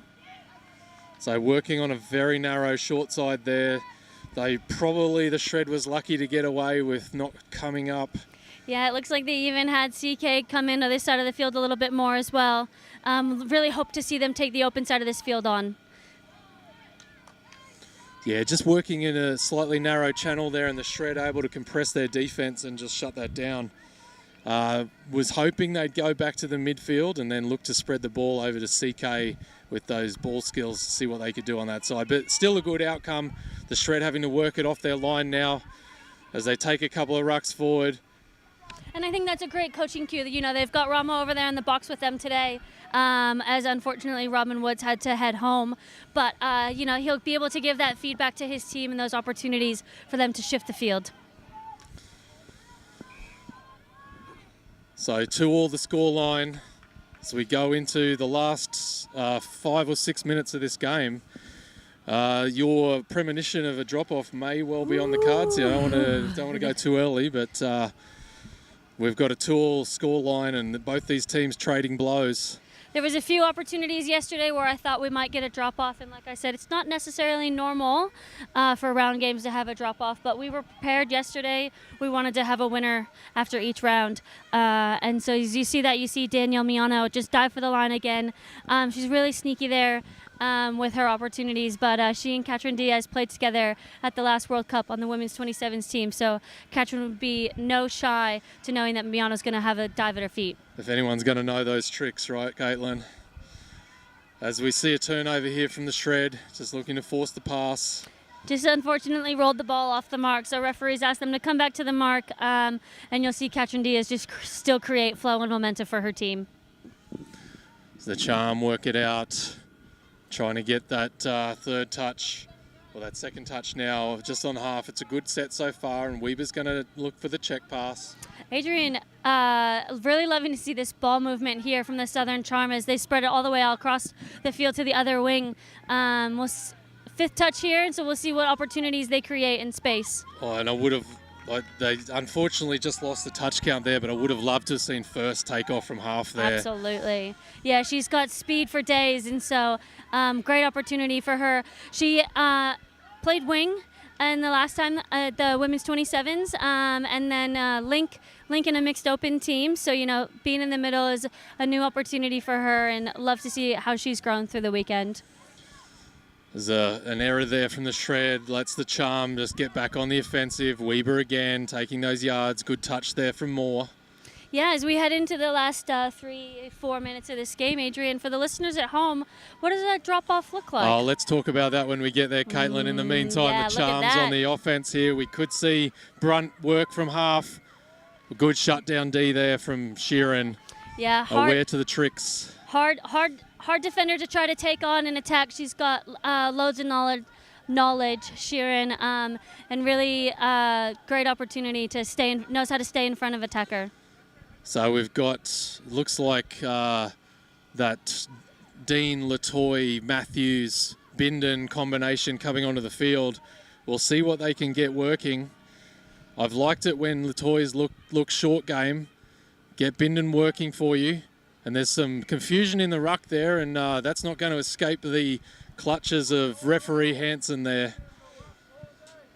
Hansen just looking to bring the tone back in the game as he sets that offside line, looking for the shred to set up again. Yeah, and it looks like he's just going to continue to play the touch there. A little bit of collision from both of them. So he's going to just ask to turn the ball over after that one. I actually thought he'd called a penalty there, and apparently he had not. Me too, until I saw him raise fifth touch in the air. So the charm. Yeah, Charlie looks for that extra just to give a couple little spaces, and we've got Campbell as a dummy half here. With great opportunity and pressure from the Western Shred. Had to force that pass there, and unfortunately ball just goes to ground. Yeah, realising Campbell had to take off from half, they covered the supporting players, so that pass wasn't an easy one. Good defence there from the Shred. Yeah, and great charge here by Bindon. She's just asked her team to drive forward before they shift it, and then driven forward herself. So great leadership there from Bindon on the field to put her team into the attacking half. Great opportunity here for Miano to get Thunen around. Looks short. And Alison Nevea, just great defense there. Cool, calm, confident, ready to make that touch. Miano takes off again from half. I would have loved to have seen Thunen take off from that link. She threw a beautiful 32 long ball yesterday. I would have liked to see that play again. But no, nevertheless, the charm take over, and Nevaeus getting good yards down the middle. Renoa Ye, good pressure on CK there, but it looks unfortunately like he just offside. Didn't hear the referee, and it sounds like Southern Charm didn't hear the referee either. He's going to come back for the offside penalty as she just left a little early. So Firsts and Heller, I'd be going back to that play that got them that try early on with Heller going short. Absolutely. Yep, and Jordan will just take control here. She'll work with First to set something up. And looks like they're going to run into a 32 peel. We've got the heartbeat in the background. We'll see what First can do on the outside. Ball's still playing around here. They've got time here. So let's see what they have. Good opportunity. So just fifth touch. Still have an opportunity. We are tied up 2-2 from our knowledge. And that's just the experience there. They had an extra touch. They could have got in for a play there. See, now they're going to have trouble getting this static play off. But Campbell looks short. But we've got, looks like we've got a nice saving touch over there on the wing. Well, we have an opportunity here to go into drop-off. Do you want to explain to the listeners at home? Well, we've got the final touch here as the ball goes down, and that's going to lock us up 2-2 at the end of this game. And so that means that we go into a drop-off. So how the drop-off works is we go down to 4 players aside, and we go straight back onto the field.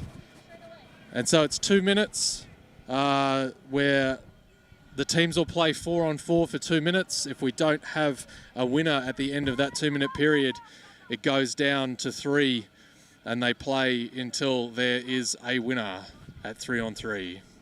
Yeah, it's a very exciting opportunity. I think this is one of the coolest parts of our game is the way that we settle draws here in touch. Is there a tactic that you would look to use here in this drop-off, Caitlin?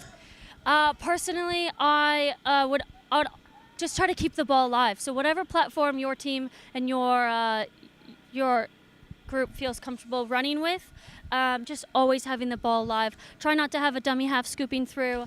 It just creates opportunities that everybody's able to score at any point in the field. And what are you looking for in terms of a combination? I know probably just players that are hungry, right? I know whenever a drop-off came and I was anywhere near the sub-box, I'd try to find the back of the sub-box as quickly as possible. Oh, man. I'm looking for experience, and I'm looking for some pace. So I just want to make sure that the team that I've got out on the field is going to use all sets of 6 and also be able to back themselves confidently, as it is a grueling 2 minutes here to try to just stay on top of it. Well, I think what's really important here as well, Caitlin, is that they don't go away from their original game plan, which is you need to ruck to the sub-box first. Yep, absolutely. And as I say experience, you see Celine Sheeran out there on the field. If I'm the Western Shred, if there's anybody I want, it's Celine Sheeran to create flow and opportunity. And they've released Amy Verdonik down that side, and that's what you were talking about, Caitlin, getting pace on the field. Verdonik's got plenty of it. And she goes in for the try to make this a 3-2 game. Yeah, there is a right of reply here. Yep, as you see that, you see Charlie Brunt and Katrin Diaz with Jordan Heller working out on the field and Grace Perkins. So you've got the speed in Grace Perkins and the experience in the other 3. They're going to just, Katrin knows she's got 2 minutes to work with, so she doesn't have a lot of time, but she's not going to rush it. She's going to make sure we use all sets of 6. And that's a good work, and releasing Jordan Heller. She's going to listen to the referee and play on. So we've got an offsides player there and awarded a try. Great opportunity here. Yeah, so Heller's, like you said, the speed with Perkins and Heller out there. Heller coming around the back and just putting pressure on Dean. Listening for that offside call. Smart play there from Heller. Yep, great listening to the referee. She heard that the player was offsides and still went for the line. So we're deep into that first 2-minute period. We've got Miano, Tate, Renoa Ye, and Lauren Toonan on the field for the Shred. And you'll see Ye come around on a sweep again, and it looks like she's also, we've got another offsides player at the line listening to the referee. And so for such a young player, they're smarts just to listen. And I think that's it. Yep, and I think that'll bring us to our 2 minutes.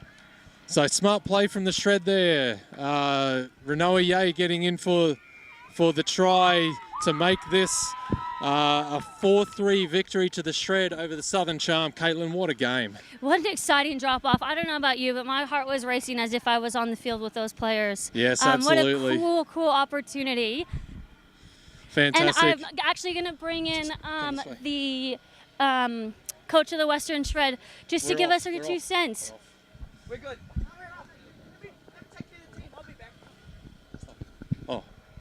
Sorry, we had a bit of a snafu here in the commentary box with the microphones. They only go so far. We tried to get out to get the coach's perspective on that win. We may still get her, but we didn't want to rip out the microphone cords here. But in any case, what we've got here from the game here, great playoff for 3rd and 4th position, showing the depth of women's open touch here in the USA. The Shred just getting the narrow victory 4-3 over the Southern Charm. Yeah, awesome opportunities for this weekend and great growth from both the Shred and the Southern Charm. Always hard to lose in a drop-off, always hard to lose. But the Southern Charm have a lot to take away from this weekend. Okay, we're going to take a break here. The next game up will be the Women's Open playoff for 1st and 2nd between the Northeast Rampage and the Northwest Wild. We'll see you in a few minutes.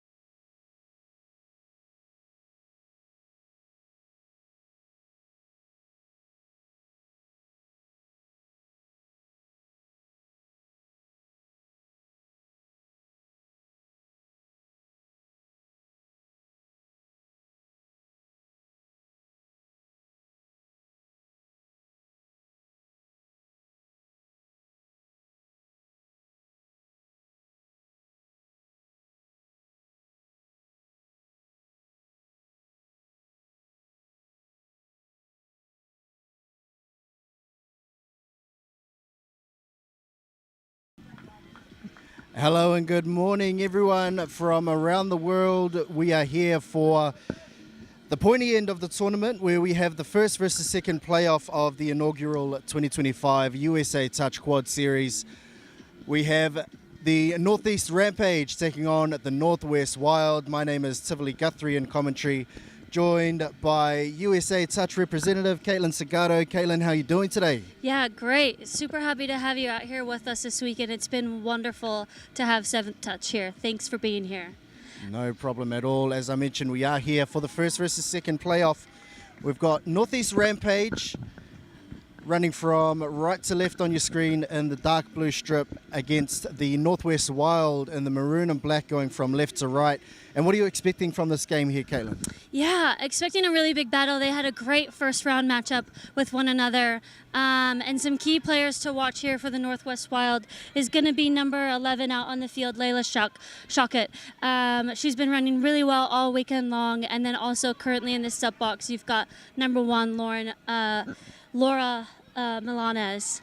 Out here for the Northeast Rampage, you see Anna Wilson with an amazing long ball. She's definitely one to watch this weekend. Anna Wilson and also Jessie Whiteford, number 11 for the Northeast Rampage. She does really awesome yards through the midfield, offensively and defensively, continuing to create opportunity for her team.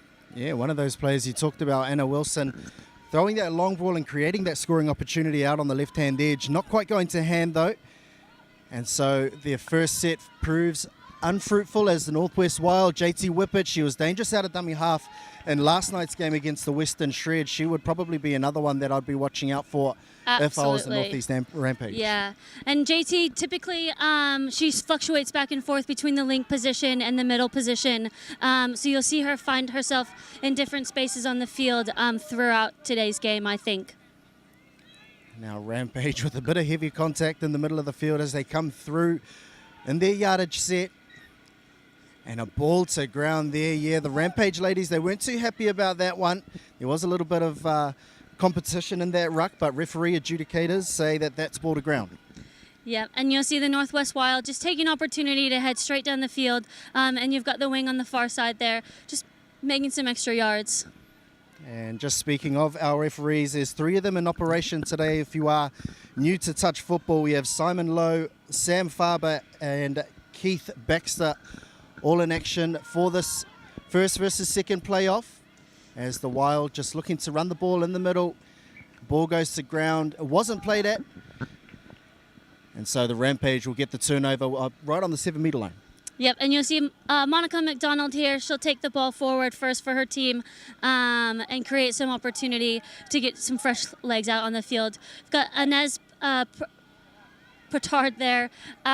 She's definitely one to watch for this Northeast Rampage. Creates some really good space and flow and is dangerous with ball in hand.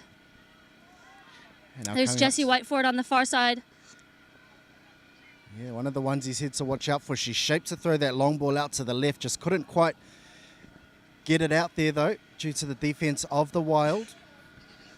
And a pretty timid start from both of these teams, Caitlin.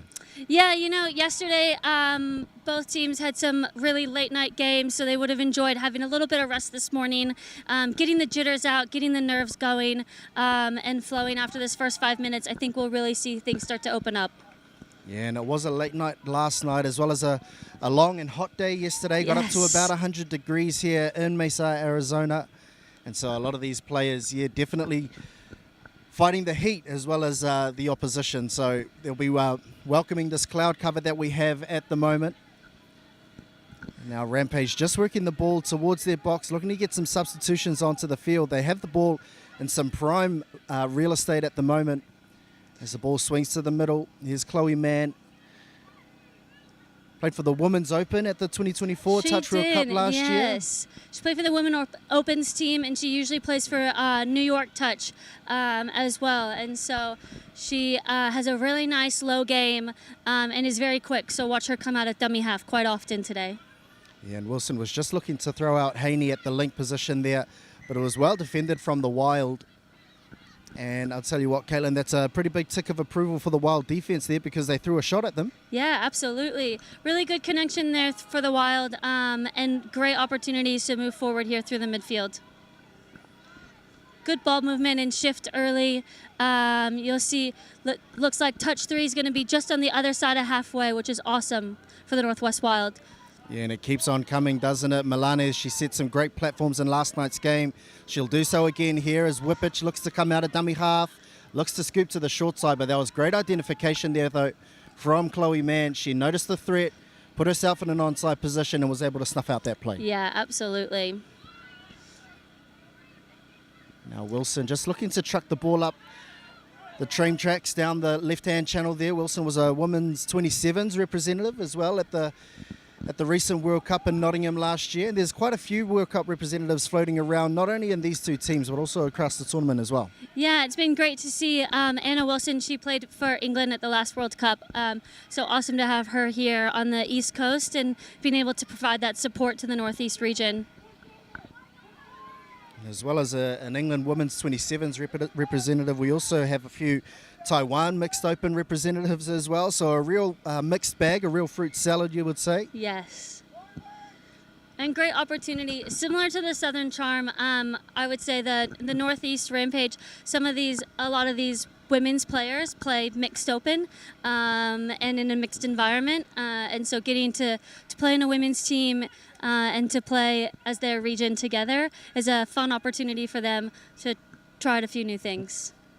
You've got Nikki Kenyon there with the ball. She's going to look to have a little quickie on the link over there in the channel, and it looks like Simon Lowe might say touch is made. So really great opportunity from that far side link to make it on sides and make that touch as Nikki Kenyon look to dive at her feet. And she's looking to sweep around at the moment, looking to use a short ball on that occasion. Although the referee has pulled a penalty. Yeah, a mixed open representative as well for the US at the recent World Cup. Just another one to touch on there. And she was quite dangerous in last night's game as well against the Western Shred. A little bobble at the roll ball. Referee allows that to play through. And this Rampage, they seem up for the task here.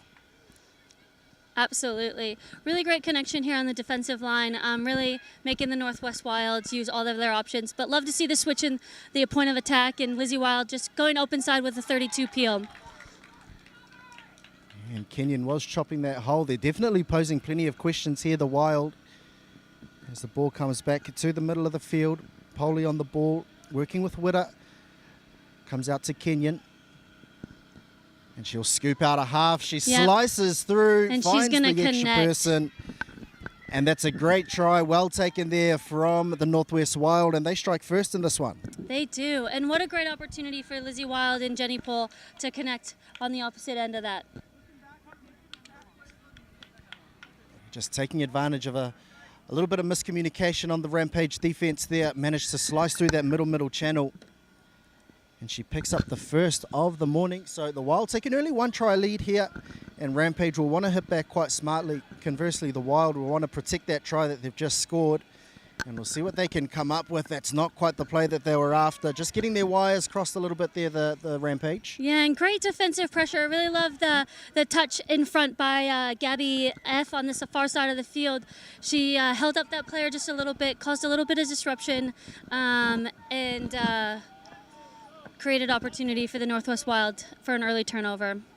Offsides through the midfield as well, so they'll get a tap just on the other side of halfway. As you see, I think that's Kelly Lee just dish off to Laura. 3, and now they're coming to the end of their set here. Touch 4, so they'll have one proper strike at the line here. Yeah. Milan is directing traffic. And they'll love to send Avery around. She's got those long limbs and she's not afraid to dive or release the ball. Love to see her go direct here early. Maybe keep that a little bit tighter and dive on that sweep to open up opportunities later. So great attack set from the Northwest Wild. She did showcase that dive on a couple of occasions last night, that Avery Kitch. Using those long limbs, as you mentioned, Caitlin, to great effect. So Rampage just taking a little bit of time to get fresh legs onto the park. But that's a great run there. Yeah, and good communication from the referee there. So Kelly Lee just came up a little bit early, so he talked her out of the touch, and so she made it onside before making that touch there. You see Chloe Mann and Anna Wilson here working together. Chloe's got speed to burn, and she's going to play on from the referee as Laura hadn't made it onside yet before the touch. And they're going to connect over in the wing. Great try there for the Rampage. Man, excellent ears, and that was an excellent call from our referee, Sam Faber, in control there, saying play through. Milanes didn't make it onside, and so Man playing to the referee, playing to the whistle, lobbed the ball over the top, and the Rampage, they get their first for the morning. Yeah, really great opportunity for the Northeast Rampage to just drive forward through their midfield and create that flow for Man to scoop on the back end of it. You see Jenny and Nikki coming out here to work together. They play with Seattle Touch, so they get to train together a lot in this opportunity, and they're definitely a combination to watch. Nikki Kenyon also in the USA Rugby 7s and 15s player pool as well, so she's got lots of ball skills to work with out there. Yeah, definitely great to see those skills on showcase. And Jenny Paul, she's got 2 for herself to this morning. Yeah, I think they just lost track of where the try line was. And they managed to steal one there, the Wild, so they take a 2-1 lead early in this half. Yes, and yesterday morning, these were the first 2 women's teams to play each other, and so it was a very tight game that unfortunately didn't make it to the live stream, but it was 7-6 in pool play. So to the Northwest Wild, it'd be great to see this close competition today after learnings from yesterday. Just looking to get on the outside, just losing her footing there. So 2 well-deserved first and second place getters in this competition, in this tournament. Just getting a little bit narrow there, and yeah, great pressure defense there from the Wild. They forced the error on that occasion. Yeah, I think Inez wasn't necessarily thinking that ball was going to come to her, and so luckily for the Northwest Wild, they were able to create an opportunity to turn that ball over. And now just crossing into halfway, the count is 3. And this combination, once again, isn't it? Milanes and Whippich. I've been really impressed with the work of Laura Milanes in the number 1 strip for the Wild, just being selfless enough to set those platforms, and she gets the reward. No, and she Crystal pops one over the top. What great catch and pass there. And I'll tell you what, I did mention it in last night's live stream game, but the work of Laura Milanes just to go forward and set the platform for the player that she knows is a threat, and that's JT Whippich. She scooped out a half through the short ball, and then the unselfish play there from Milanes to lob the ball over the top. Franklin crosses over for the Wild. Yes, and that's one of the reasons I love to watch Laura play. She's not afraid to do the work, not afraid to do the extra yards, both offensively and defensively, to really set her team up for success. She's a lovely person to play with, and she's a tough person to play against. And now we'll see the Rampage. We'll see what they can come up with in reply as Wilson gives a bit of a delayed quickie, so nothing really doing there. The ball comes to Man. Yeah, and it looks like we've got sisters in this Northeast Rampage team with Whitford also out there, and then number 2 getting to play with her sister Jessie. Yeah, Shanti and Jessie Whiteford, yeah. Really cool, I suppose, one of those things about touch, isn't it? It's really socially based and really family oriented, so it's really awesome that, you know, you can have your siblings, you can have your parents, your grandparents, even if you really wanted to. One of the best things about our sport. And that's on full display at the moment. Absolutely. And you see Layla Shocker here just working with Macy O'Hara to get a couple extra yards. But we've actually got Gabby F. who is scooped that, and looks like referees are happy with the call. Yeah, and Wild, they've just gone bang, bang, bang, haven't they? They've been shot out of a cannon, and they've managed to score the last 3 back to back to back. And they take a pretty commanding 4-1 lead in the shadows of half-time. Yeah, and you know, there's plenty of touch to still be played, and this Northeast Rampage is not one to be counted out. So still lots of opportunity for them, and they've got quite a bit of experience in here. Like, even with this lead right now, the Northwest Wild isn't going to want to let up. Yeah, as we know, with such a 3-try lead, can be mowed down relatively quickly. But they are going to have to swing momentum back into their favour, though, the Rampage. Just looking to set platforms here as they look for a 3-2 peel. And the I think diver's they've over. just done it. Well taken try there from the Rampage. They needed a reply, and they got one there. Yeah, really good opportunity. They just recognized that the defense here in this case have also lost the line. It's a little bit hard. We've got some orange lines out there that are a little hard to see, but luckily that attacking player dove early and dove at the feet. Yeah, well, it was almost a carbon copy, wasn't it, Caitlin, of the Yes. try we saw at the other end of the field. And so the Rampage, they needed a reply, and they managed to stem the tide of the Wild, and now they're coming with some really heavy press defense as well. So that's great identification there from the coaching box of the Rampage to try and limit the number of strikes the Wild get at the line. Yeah, and you've got in the Northeast Rampage here, you've got John Nguyen and Ren. His last name has escaped me, but they coached together in Seattle as well. And so their team won nationals last year in 2024. So cool, calm heads in the box. They're not going to be too concerned with this deficit, but they're going to know the small adjustments that their Northeast Rampage needs to continue to do to make sure that they stay in this game. Yeah, well, I'll tell you what, the only thing cooler than their heads are the outfits that they're sporting on the sideline. Absolutely. Really bringing the colour to the competition. So it's great to see the coaching, and you can see that they're just pulling the players in together as well down on the sideline. So excellent coaching there for the Northeast Rampage as we go back onto the field. Wilson looking to work together again, once again with Mann. Yep, and looks like we've got Mann here who's going to set for Wilson and change the point of attack. Great opportunity. Really good effort there from the link coming across the field, but looks like ball's going to be down first. Yeah, it was a just beautifully like that, taken try. Yeah, Caitlin, sorry to interrupt, but it was Mann and Wilson once again working that combination. They've been working together throughout the entirety of the first half, and they just saw that the link was a little bit loose. She tried to come across and make the diving touch, but Wilson able to get the ball down, and so now the Northwest Wild, they will need to come back because their 3-try lead has been trimmed down to 1. Absolutely, and just like that, that's what's so much fun about this game of touch. It changes in 2 minutes. Well, we did say, didn't we, that a 3-try lead is by no means out of the grasp, out of the clutch of the Rampage team. As now they look to run a sweep, and then the long ball goes out to the right. Great hands out wide from Franklin. She manages to save the play and win a couple of extra touches for the Wild. Yeah, and you'll see the Northwest Wild really likes that sweep platform, and so you'll see them do that quite often here. Well, they had numbers momentarily out on the right-hand side. I wondered if the Rampage got a hand to that. Referee says no, it wasn't played at, so ball goes to ground, and the Rampage, they've well and truly wrestled the momentum back. Yeah, absolutely. Really great to see them stay connected on defense. The Northwest Wild did a really good job of shifting the ball across both sides of the field.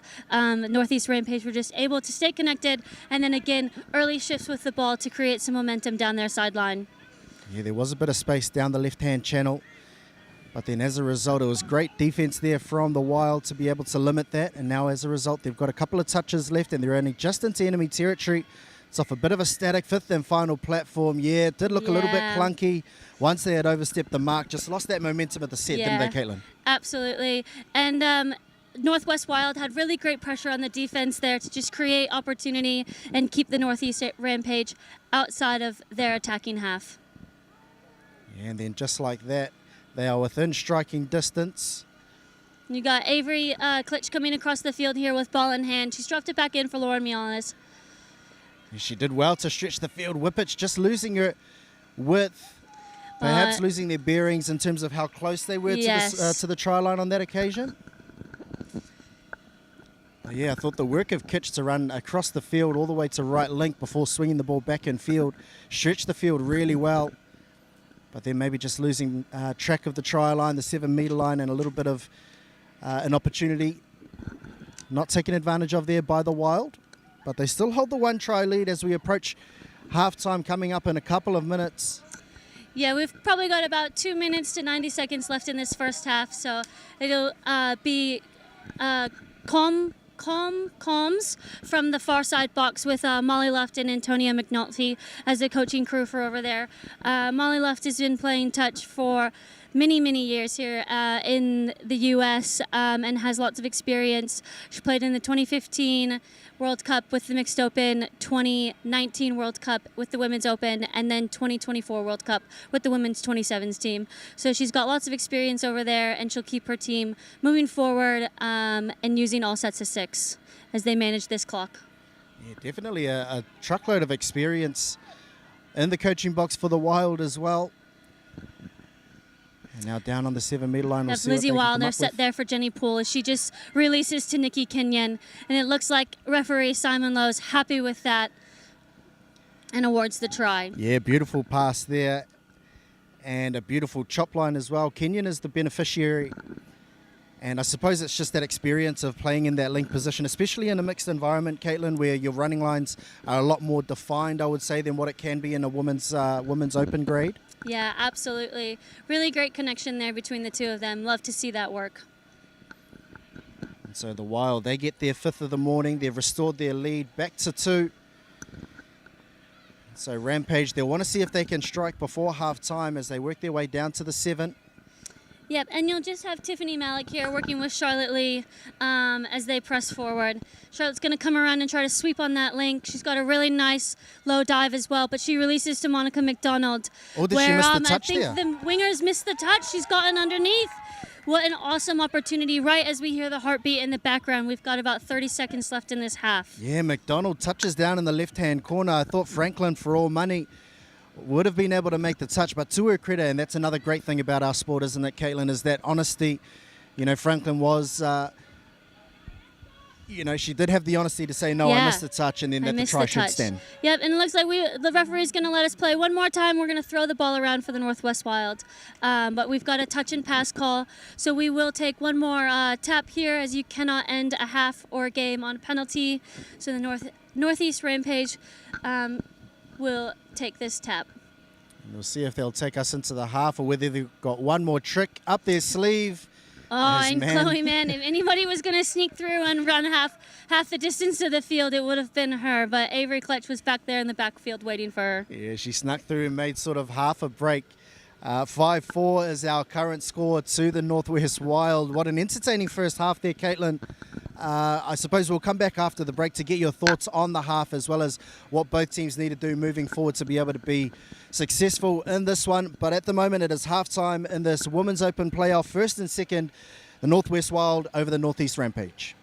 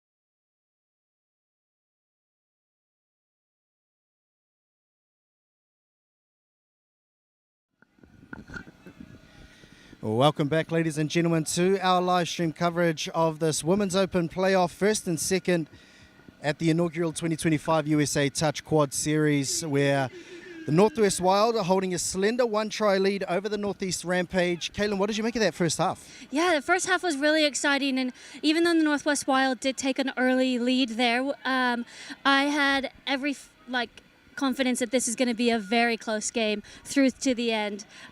So awesome opportunities and great, as I say that, great diving attempt by Jenny Poole to really keep the defense on their back feet, and that's what we've seen that whole first half.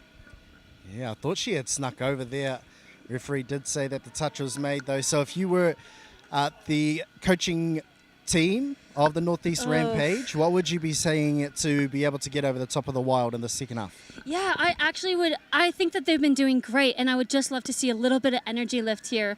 They got down by 3 tries, but they just kept to their game plan and they kept to their processes, and you saw them quickly bring that lead back to just 1. So I don't want them to change anything. I just want them to continue to lift their energy and fight through this second half to take back the lead. Yeah, emptying the kitchen sink, isn't it? As the Rampage crossover halfway, they get a fresh set of 6. So Wilson and Mann, we saw a lot of this duo throughout the entirety of the first half, and they'll work together once again. Yep, and you'll see that far side link just also going to probably after this game, after this set, let her teammates know that they've got space on that left-hand side of the field. She really wants to work that side of the field as well, so it'll be great to see if they can change the point of attack here. Well, we saw a great bit of sequencing from them last night where they ran a quickie and then threw out the link on the second possession. Wilson gets a return ball. She snuck on the outside. A little bit of advantage potentially could have been played there for the Rampage, but the referee has blown the penalty before the advantage was taken, so it comes back to the middle of the field. Yeah, and it's just a dropping call there from the Northwest Wild. Just a little bit of strategic efforts there to try to get on sides early and really make the defense work. Yeah, and there was one effort in particular last night between the Rampage and the Western Shred where Chloe Mann and Anna Wilson would run a quickie and then run a little return ball or a little bounce out the link. Look at that, exactly. Well, we do have the link coming across to make that touch here this time. And we've got a forward off the ruck. Yeah, and those are hard ones to call, isn't it? So great efforts there from the sideline referees.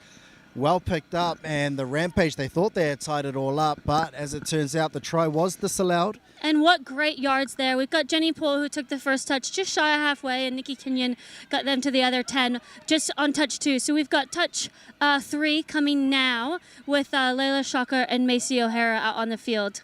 What an effort there from the Wild to go from 7 to 7 in a couple of touches. Absolutely. Really nice to see. Layla's got a great short game here. So the defensive players are really going to have to honor their short side as they did. And then she was able to draw the penalty after that. And that's it, isn't it? Compounding efforts there from the Wild. And so now they'll get a fresh set of 6 down on the 7. So prime attacking opportunity for them. Yeah, and great adjustments from yesterday. They're really getting those links involved early and often, but unfortunately it looks like we do have a forward pass there, and so it will be a turnover to the Northeast Rampage. Yeah, perhaps guilty of losing a little bit of patience on that set there, the Wild. They try to go for it all on touch 1, and as a result, they've turned the ball over, and so now the Rampage, after surviving that onslaught of yardage, they turn some into their own. And some heavy contact there coming on that touch, but the momentum continues. Absolutely, and I was just going to comment on the pressure from the Northwest Wild. It was up in the face of the Rampage, but they were able to find that open attacking winger to pass the ball off to and get some extra meters, as you see Inez Pertard with ball in hand there. You're just looking to find a little bit of purchase out on the left. Nothing forthcoming for them, though. And so now the Wild, that's great yardage once again, although becoming a little bit unstuck there as they look for the extra numbers. The ball has gone to ground, and now the Northeast Rampage, it'll be their turn to see if they can turn the screws here. Yeah, and you'll see the Rampage just working over to their box to get some fresh feet onto the field and see what they can do. We've got Malik and who can you help me with this pronunciation of the last name? Hu Yao. Thank you. Hugh Yao out back onto the field. Yeah, and she was dynamite in that first half as well. She managed to score one for herself, so we'll see if she can do the same here. Yep, just looks like they're going to have a sweeper out there on the link, but come back to the open side early. Was she off? No, the referee says she was on. Happy with the made. onside and the touch there. So we've got 5th touch here. Malik will take ball in hand. Just looking to create something out of nothing. A little bit hard to do off a static 5th touch. So forward pass is the call from our referees. And so Northwest Wild will get a tap to start the set. Yeah, you just got Kelly Lee there driving forward, working her team to the sub box. And unfortunately, just a wayward pass with ball going to ground. Yeah, you just wonder whether the wheels are falling off a little bit for the Wild. That's 2 sets back to back where they've made a couple of unforced errors and not been able to cross halfway. Yeah, absolutely. This will be where Molly Luft and Antonia just bring the team in and tell them, listen, we don't need to pressure it. We don't need to do anything extra. We need to stick to our game plan, and we need to get to the other end of the field. Yeah, and then adding to that, the warning lights should be on. They've got Mann and Wilson working the middle of the field, and they've got a fresh set of 6 as well. So we'll really see what this Northwest Wild defense is made of. Yep, and you've got Anna Wilson and Chloe Mann out there, which is a dangerous combination with a fresh set of 6. But looks like we've got a great touch there by Lizzie Wilder, creating a little bit of disruption and turnover for her team. Yeah, they'll be breathing a sigh of relief, I think, absolutely. Caitlin. Yeah, with the fresh set of 6, you would have bet the house on the Northeast Rampage, crossing the line. Especially with that middle combination they had on the field.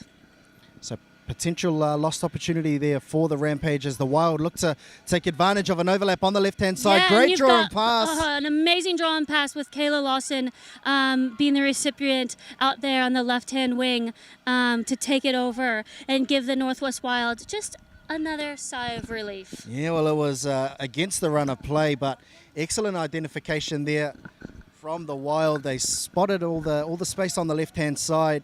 It was a beautiful draw and pass. The pass was straight out in front. Lawson able to run onto it and then streak away down the edge. A great take and try there from the Northwest Wild. Yeah, and it was Gabby Kim with the pass from the link channel. She plays for San Francisco Touch, and normally she finds herself in the middle of the field, but awesome opportunities to create some space out there on the link and set the Northwest Wild up for a 6-4 lead going into the last half of this second half.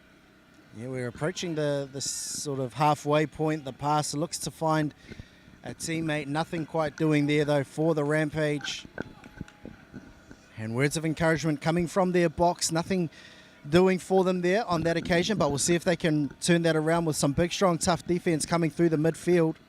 Yeah, and I think that's one of the great things that I've loved to see about this Northeast Rampage box. They don't get down on each other. They keep it positive, they keep it light, and they keep it energetic here, and they continue to lift each other up. And they're just looking to run the short side here. Lawson, the try scorer from moments ago, looking to work down the left-hand side with Jenny Pole. And a great touch there by Monica McDonald to have the Northwest Wild have to reset and take opportunity. Kenyon, yeah, just a misdirected pass there, was out in front of Witter. And the ball goes to ground, and so they can't quite get a strike off the back end of that set. But you know what? They ended on that end of the field, and that's what the Northwest Wild wants to do right now. They want to complete as many sets of 6 in their half and at their attacking line as they can for the rest of this game. You're 100% right there, Caitlin. As long as they're down the right end of the field and completing sets, they do hold that 2-try lead, so they've got a slight buffer there for them. Yeah, and you'll see Tiffany Mallett just taking the touch there for Charlotte to scoop through. She's quite quick herself and had released a really nice long ball out there to the winger. Yeah, and that's a completed set as well. So for the Rampage, if you're not going to score, then I suppose the next best thing is that you are still in that grind, you're still in that territorial battle, and they were able to go from 7-7 themselves. So we'll see what they can do defensively here to try and restrict the Northwest Wild yardage. Absolutely. You just see Layla Shaka release it to Gabby Kim again, who's not afraid to just continue to take her pace to the outside here. Yeah, well, it was almost that same combination, wasn't it? Absolutely. I thought she was going to release it, but looks like the winger was in position this time to have the other wing covered. They definitely did have their blinkers on there, but not on the right-hand edge. And if that pass had gone to hand, I dare say Northwest Wild, they would have been pretty difficult to chase down over the last sort of 6 to 7 minutes of this one. Yeah, absolutely. And I really love to see them utilize the entire space of this field. They've brought it all the way over here to this left-hand corner to shift it back and attack the right-hand corner of the field. So great ball movement and great opportunity. As you see, a great check-off pass there for some extra yards. But unfortunately there, we just got a 7 on call by the referee, so he's going to bring it back to halfway for a tap to the Northwest Wild. Yeah, well, our eagle-eyed referees, nothing gets past them, does it, Caitlin, as if you are unfamiliar with touch, there's only 6 on the field at any one time. And so if you do have more than that, then the referees will pull you up for it. And it is an infringement. So the Wild get the ball inside enemy territory. But Northeastern Rampage has done a really great job of making it hard for them to get to their 7. I think they've taken 3 touches, and that was the 4th there, just outside the 7 now for the Northwest Wild. But you'll see JT Whippich come around on the sweep here, and they'll go back to the short side, and connect. But great touch by Chloe Mann to come across and save that. Oh, what a touch there. It was a try saver. And once again, the Rampage, they're sort of hanging on by the skin of their teeth, but their hustle and their heart, their efforts, especially second efforts, that's what's keeping them in this game and keeping the Wild within touching distance. Just efforts like that, being able to force the Wild backwards on a static 5th and final. And as a result, instead of the roll ball being down on the 7, they're a couple of meters off. So little wins like that will work in the Rampage's favor. Absolutely. And great defensive pressure there to stay connected on the 5th touch. Lots of ball movement from the Northwest Wild, but they stay connected and they forced the ball to go to ground. You see Jesse Whiteford here now taking the touch for Inez Tard.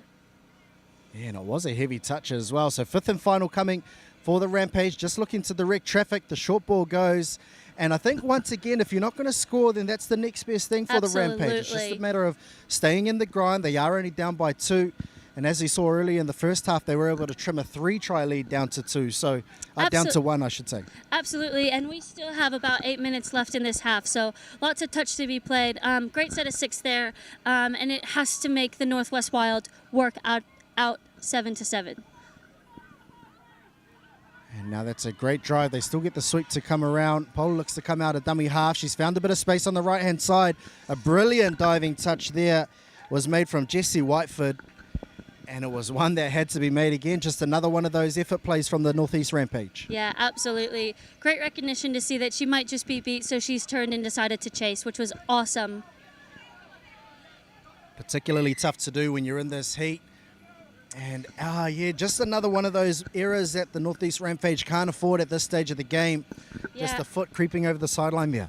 Absolutely unfortunate error there for the Northeast Rampage. We'll see what the Northwest Wild does here as they head over to their box to get some fresh set of legs onto the field. Jenny Poole taking it forward now, and she's got a nice check-off pass to Mo Crescio, who's going to sprint down that sideline and get some extra yards for the Northwest Wild. And I'll tell you what, the referee pulling out some dance moves there down the right-hand channel. But it was, a couple of defensive efforts there for the Rampage. Great opportunity there for Gabby Kim. She's got an amazing low game, and Layla Shaka recognized that early, so she wanted to have Gabby run a link quickie, and the middle actually came across to save the touch. But Gabby was able to release her wing, so Kayla Lawson goes in for another one. Yeah, and I'll tell you what, it was one heck of a finish as well. Lawson being able to put the ball down with not much room to move and not much space between herself and her opposition. So great take and try there for the Wild, and now they've got a 3-try lead that they've restored. Yeah, and I think if I was... Oh, it looks like Simon Lowe is happy with that touch there.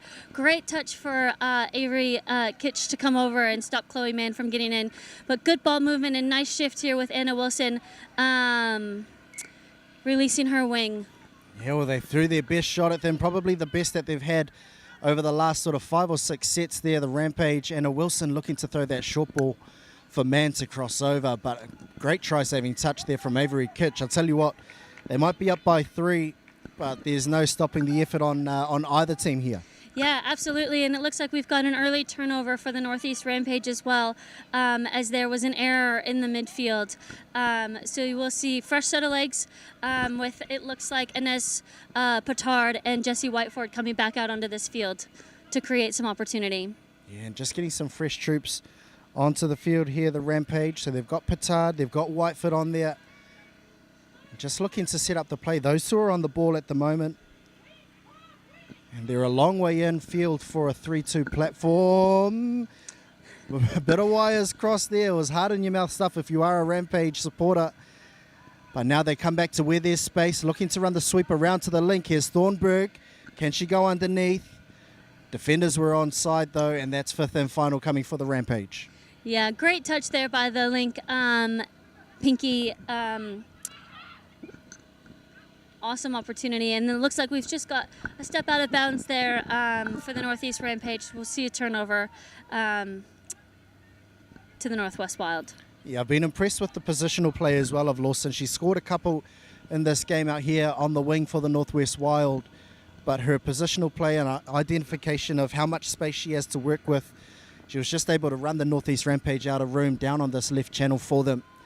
And she's had an excellent game. Yeah, she has. And Kayla Lawson is a sevens rugby player herself, so she will not be shy to using the sideline as an extra defender and an extra teammate. Managing to get in behind there as the scoop comes out of half from Shoka. And I think she just tried to get the ball as far up the pitch as she could. She knew she wasn't going to get through. Yeah, and it was a great opportunity there. Layla Shockhart, you've seen her set all weekend for Macy O'Hara, but Layla's got just as much speed, and so really nice opportunity to see them mix it up and change things a little bit from the point of attack and have Layla scoop that one. And it looks like we've got an early turnover, not square in the roll ball, and so the Northwest Wild will shift the ball and start to attack the other end of the field. Yeah, they had numbers momentarily on that right-hand side, the Wild.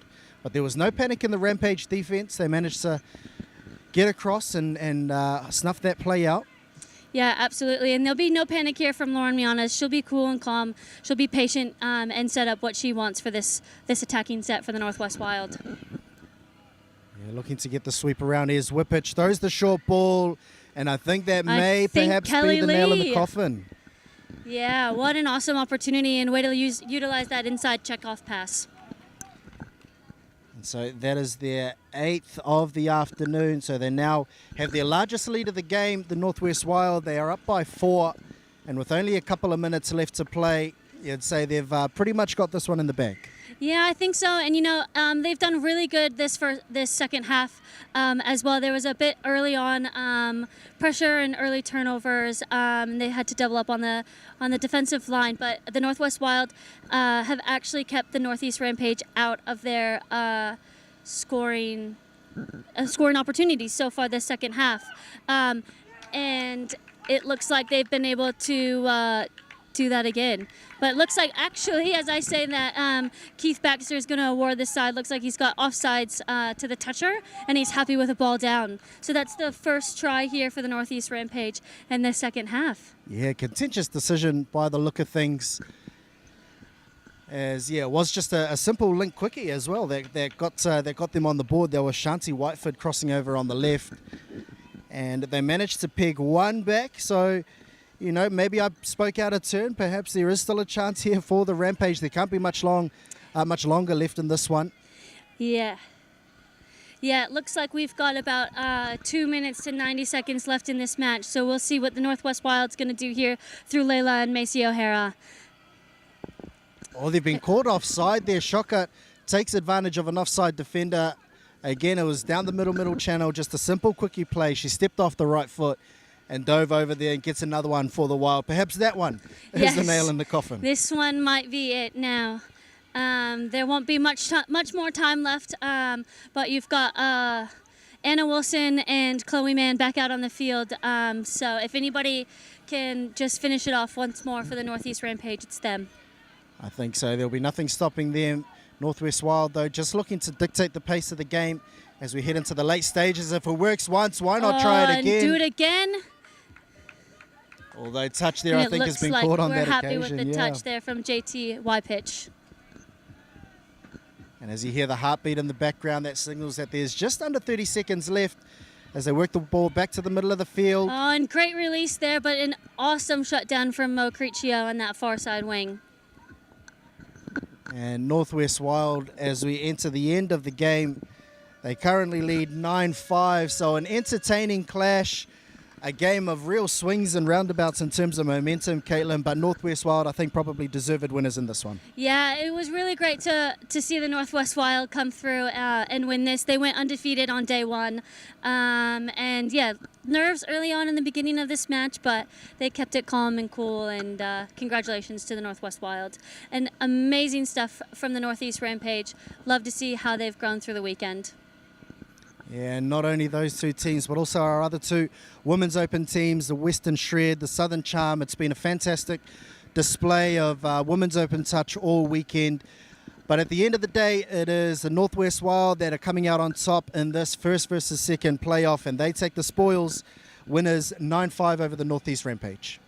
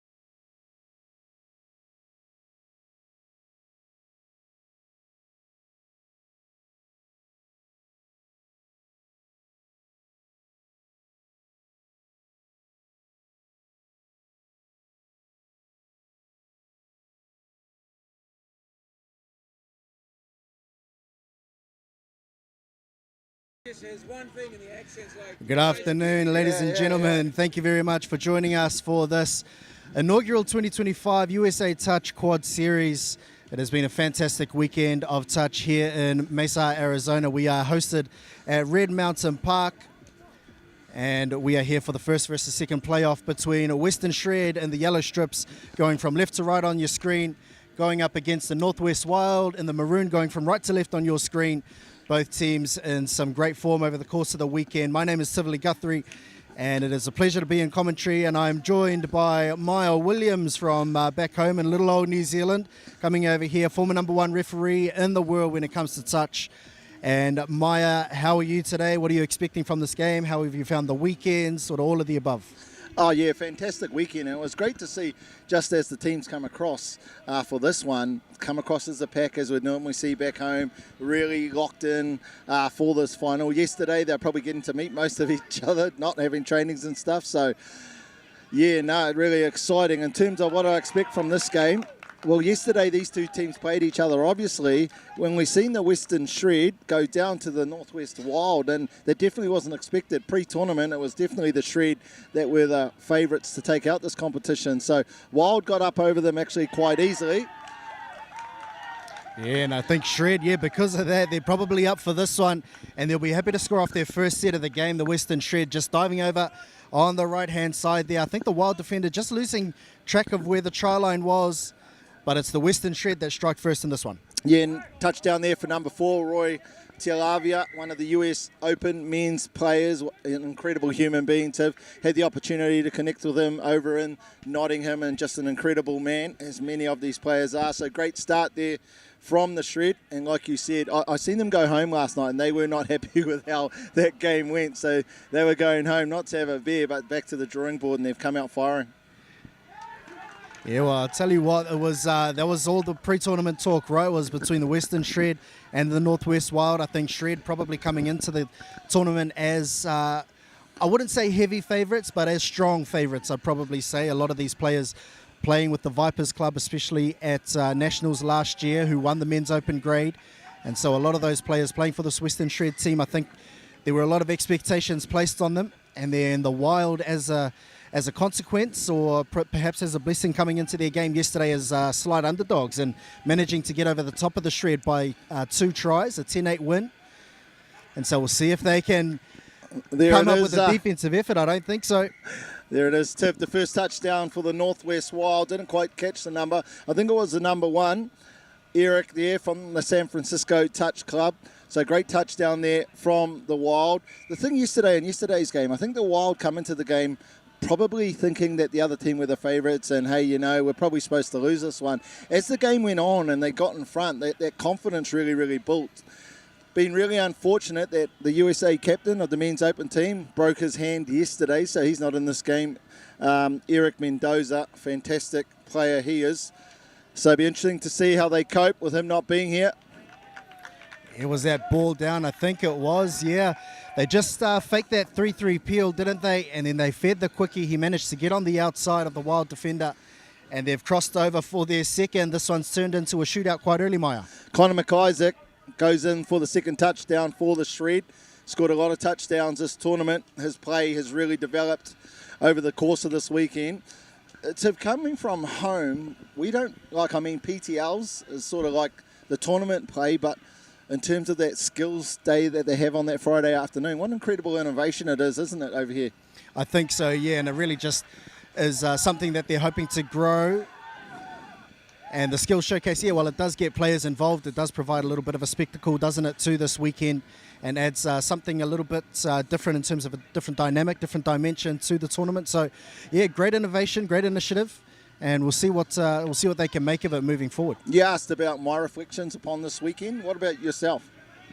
Thoroughly enjoyed it. Yeah, the weather was nice and hot yesterday. I think the common question we were asked is, how are you handling the heat? I don't think it was entirely bad. It was about 100 degrees Fahrenheit, which is pretty hot, but I don't think it was anything too unbearable. Definitely a different heat to what we have back in New Zealand. Well, you must be dehydrated the way you're talking just then. 100 degrees, it wasn't that hot. It was incredibly hot yesterday. Everyone was dying, and you're obviously suffering the effects of dehydration from yesterday, though. The Shred, do they go in for their third? They do. Referee Daniel steps back and says ball down before touch made. Great positioning there from the referee. These are the top 3 referees here at this tournament. We've got Rachel, Ollie and Daniel doing this fantastic pod of referees and really adding to the game. Yeah, they're really up for this one, aren't they, the Western Shred? They take an early 3-1 lead. And their try scorer from the first set, the Northwest Wild, Eric Owusu-Sektra, coming by way of Australia, actually. To Ghanaian parents, so he's excellent on the ball. He's got a great passing game, and he was able to show that yesterday. Getting their wires crossed, though, a little bit there, the Northwest Wild. And then the turnover comes by way of the Western Shred. I'm just wondering, and I might be clutching at straws here, but without Eric Mendoza, in terms of it's not just his ability as a player, but it's his leadership and the calming influence that he has on all the players around him. So I'm wondering if we're starting to see, without him there, the impact that that's having to his team. Yeah, well, we'll see how they can go in this final. The 1, 2, 3 passes out to the wing. And the Shred, they've started this one like a house on fire. Yes, Ponga Tauahi involved in that draw and pass. The final pass going out, I think it might have been to the number 2, maybe. Yeah, Seth Catchpole out wide, yeah. Great touchdown for Seth there. 4-1, they're definitely up for this one, aren't they, the Western Shred? And you can tell by the noise in their box. It's translating out onto the field. They've come with an intensity that is unmatched at this point in time by the Wild. You talked earlier about the loss of Eric Mendoza, as you mentioned, the USA Men's Open captain. I suppose that just puts a little bit more of added pressure on their other US representatives to step up and really carry this Northwest Wild team. You look at the likes of Simon Walsh from the US Mixed Open, Owusu-Sektra that we just touched on before, Dwyer as well. So we'll see if they can help carry this Wild team to at least gain some parity in this one. And out of half, they're looking for the little tip on. And that's probably one of the few sets that haven't really come off, haven't resulted in a try for the Shred. No, but how good both teams through that orange zone, Tiv, in terms of they really got, they're out here to ruck and then see what happens on the end of it, which is cool. And that's a big thing in the USA. It's all about rucking and defence. You'll often hear them, let's ruck them off the park. It's not really an attack-minded focus. It's all about getting the rucking right. So great lift there from the Shred player, just shutting down the momentum as they go through the zone. Here we see Rory getting through, just 0 to 100. Looks out long. Does he catch it? He does. The number 2 for the Wild, Seti Latu, goes in for the second touchdown for the Wild. Desperately needed. We're down by 3. Now it's 4-2. Yeah, well, we just touched on that, didn't we, in terms of the other experienced players in this Northwest Wild team being able to pick up the slack, pick up or fill in the hole left by Mendoza. And Dwyer coming up trumps there. He scooped through from a long way out. Pace to burn, found Latu out on the wing, and they pegged the deficit back to 2. Really got to acknowledge the work here from the referees. We're 7 minutes into this game, and we've had 6 touchdowns, and that's a real reflection of how these 3 referees are managing the 7-metre area. This little bounce-out play from a 33 roll ball, gets on the outside, does the number 8. No, it was a great touch made. Referee in good position. So these referees working as a team of 3, it's been amazing in such a short competition. We have ball down here this time. Shred over for their 5th Tiv. Yeah, it was a bit of an unlucky one there for the Northwest Wild because Kieran Marnie, the play before, he was caught a long way infield. It was a foot race out wide to try and make the touch, and he made a fantastic diving effort. But then just on the ensuing play, the ball perhaps just creeping infield a little bit before the play actually went there, and that opened the channel up down the short side. An easy 2-1 draw pass. And the Shred managed to cross over for their 5th. Mikey Randall, the number 8, he's had a calf issue and he was undecided as to whether he could play. He's decided to play. Big part of that last touchdown. West now, the Wild, sorry. Northwest Wild attacking hard on the scoreline. Goes short. Excellent defence there by the Shred. Yeah, and they saw once that 32 peel was coming around, once that platform was laid, their open side defenders, all the safe side defenders knew they just needed to push up hard and shut down the options. And then it's followed up by some great yardage. And within a couple of touches, Maya, they're already up over halfway. Yeah, their game face is on, isn't it? You can hear them in the box. We're situated just behind the Western Shred box, and they are just have started at 100 and not relinquished in any way. Step off the right foot. Oh, I thought French made the touch. No, referee says play through. And Western Shred, they've, like you said, they haven't let up, they haven't relinquished, and they've managed to cross for another. Kelson Papunu gets across there, the number 10 for the Shred team. But again, just to look at the body language in the box here for the Shred team. They've come out and they are absolutely firing, game face on, and they want to put the foot on the throat early on in this contest. And we'll see what the Wild can do in reply as Walsh comes around on a sweep. Dwyer looking to throw long over the left. Beautiful pass. And their combination works well for them once more. Dwyer throwing out wide to Latu. And that's the third for the Wild. At least Dwyer is probably one to look for in this Wild team. Dwyer is one to look out for in this Wild team. He's the one that's really stepping up for them at the moment. Yeah, sort of a cookie cutter touchdown, that one. It's probably where they need to keep going to until the Shred make the adjustment that they need to. But until then, I'd be really encouraging them to continue to go down that avenue. Yeah, just a slight error there from Brandon Smith there from the Western Shred. We talked earlier about the real mixed bag that there is here in the US. Brandon Smith coming by way of Durban in South Africa. So, a real mixed bag, a real fruit salad in terms of the ethnicities and the cultural backgrounds here of the player base here in the US. Yeah, and it's not just the ethnicities and nationalities, it's the expats and the non-expats. So you get the different ethnicities that are domestic players, and then you got the expats who bring that same flavour, obviously. So the fact that they can combine together so well is, again, a real credit to the system here in the USA. French scoop short side manages to pop off. Was that ball down? Referees will come together for a meeting and a discussion. Touch was made. Excellent mirror defense here from the Western Shred, but it was touch and go for a second. What was your call there? Siding with the refs. That's the safe answer, isn't it? It took you a double take, eh? That's like every player. They just find it so hard to be able to agree with the referee. So double take there from you. Old habits die hard. But again, look at the Shred transition through this orange zone. Everyone on the same page, very direct. People holding their spacing. Goes down this left side again. Good defense. It was good defense, and it was a nice hold and release. It came from French in the middle there. He sent out the comms, and then Mola was able to release. And so too was the winger as well. So excellent defense there from the Wild. I think they just need to string more of those defensive sets together to be able to stop this Western Shred onslaught. 6-3 in the blink of an eye. 9 touchdowns. You know you got a game on your hands when you got that many touchdowns. And we see here the West going out to this right-hand side. I think it was that pass was a little bit flatter. They probably would have been able to get that ball down beforehand. Just a bit of an up and under there. Yeah, I think so. It lobbed over the top out wide, and they just weren't able to reel it in down the right-hand edge. I think the Shred winger there, Jacob Hurl, was on the money defensively. So probably nothing forthcoming anyway. But I suppose it just shows the confidence of Dwyer, isn't it? He's looking to throw long early. Yeah, got away with one there, unfortunately. Forward pass. Can expect a few of those to be missed every now and then. Yeah. Good set, though, there from the Wild, sorry. Probably the first time that they've been able to keep them away from having a genuine attacking opportunity. Yeah, and they kept them off the 7, didn't they?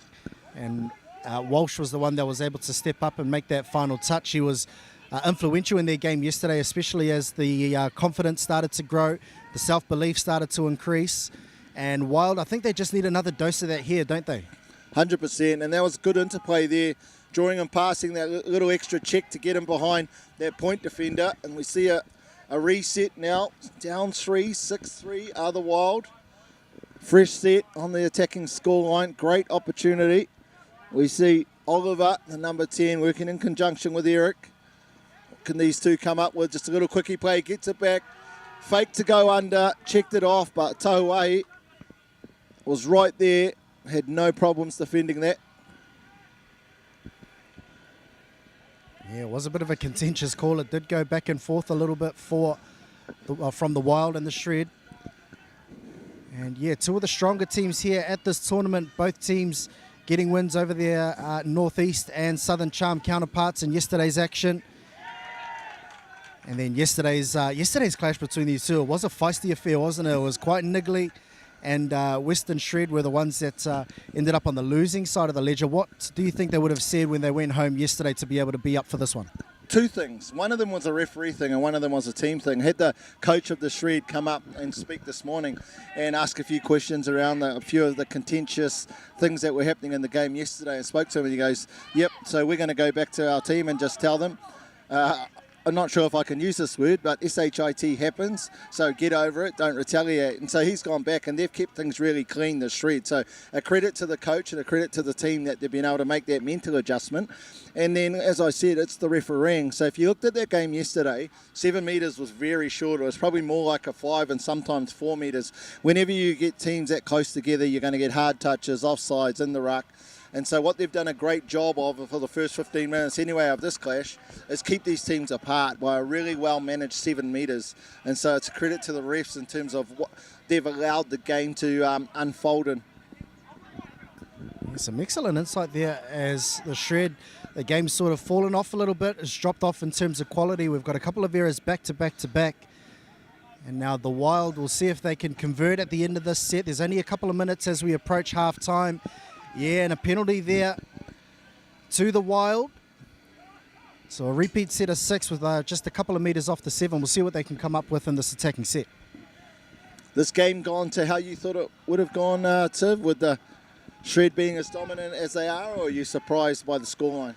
I think this is probably what a lot of people expected the game to be like yesterday. They expected the Shred to be quite strong, and they've definitely started strong in this one. And the Wild, they're sort of just hanging in there. They're by no means out of it. They're only down by 3, and as we know, in touch football, a 3-try deficit is not that hard to peg back, especially when you've got the momentum. So I would say this is probably what we were expecting yesterday. After yesterday's result, probably a little bit surprising that the Shred are dominating the early exchanges of this one. I'll tell you what, if the Wild had a Tivoli Guthrie out there for them, 3 touchdowns is just a couple of minutes, isn't it? Oh, I think if you're talking maybe 15 years ago, Maya, the 2025 version, no way. As you know, the saying, elephants can't jump. So, unfortunately, I do. As we get back to action here, Western Shred with a repeat set of 6. They get the turnover. So, holding a 3-try advantage. They've got a couple of big guns out on the field. As we see out on the sideline, Randall, he's taken a seat. I don't think he'll play any further part in this one. And that's just a simple sweep and return ball. And Roy Tialavere goes over for the Western Shred. They score their 7th. Pretty simple, that one. Yeah, very simple touchdown. Unfortunately, the defence just broke down in the middle there. No comms. I was going to say just before that touchdown, it's a really different sort of environment here today. With the weather yesterday being 100,000 degrees, and today with it being overcast, so the sun's not out, and you can see the impact that it has to the game. A lot of these players, the energy levels are still really high this time in the game, whereas in the last 10 minutes of each half yesterday, players were really struggling. Yeah, absolutely. Weather played a huge part in the game yesterday, especially in the middle of the day. But the conditions here are actually quite pleasant, I'm sure, for US locals anyway, or for Arizona locals. The weather's quite pleasant. We've got a lot of cloud cover, so the sun isn't harsh. And it's just a matter of being able to manage the conditions. As we see Sione Letoi, he's got a brilliant right-to-left pass on him. Just a matter of getting into position to be able to launch that. But nothing quite forthcoming. It was a great defensive effort there, though, from Owusu Sectra. I'll tell you what, I was watching his son yesterday throwing a softball, and he's got a great right-to-left throw. A baseball, sorry. I was watching him there back behind the fields. He couldn't be bothered watching Mum's game. He was there and throwing it, and he was absolutely firing it in. So rugby's not going to be for him. He's going to be in the baseball. Yeah, MLB, Major League Baseball, here we come. There's now the Western Shred. I think the Wild have just been guilty of turning the ball over a few too many times in this opening half. and that's really allowed the repeat chances for the Shred as Smith looks to dive over. Touches made though from French. Going into this half-time break, Tiv, and if you're the coach or the captain, one of the key players in the Wild team, you're down by 4. You've been absolutely hammered by this relentless Shred team. What would your few instructions be around what needs to happen in the second half so that you give yourself a chance? I think we alluded to it earlier, Maya. It's a little bit about belief and that self-confidence. It is quite easy when your opposition is up and they've got their tails up and they're loud and their body language is really positive to get sucked into that. And so I think just getting things back to basics and, really simplifying things, because that's what's going to get them the win in this one.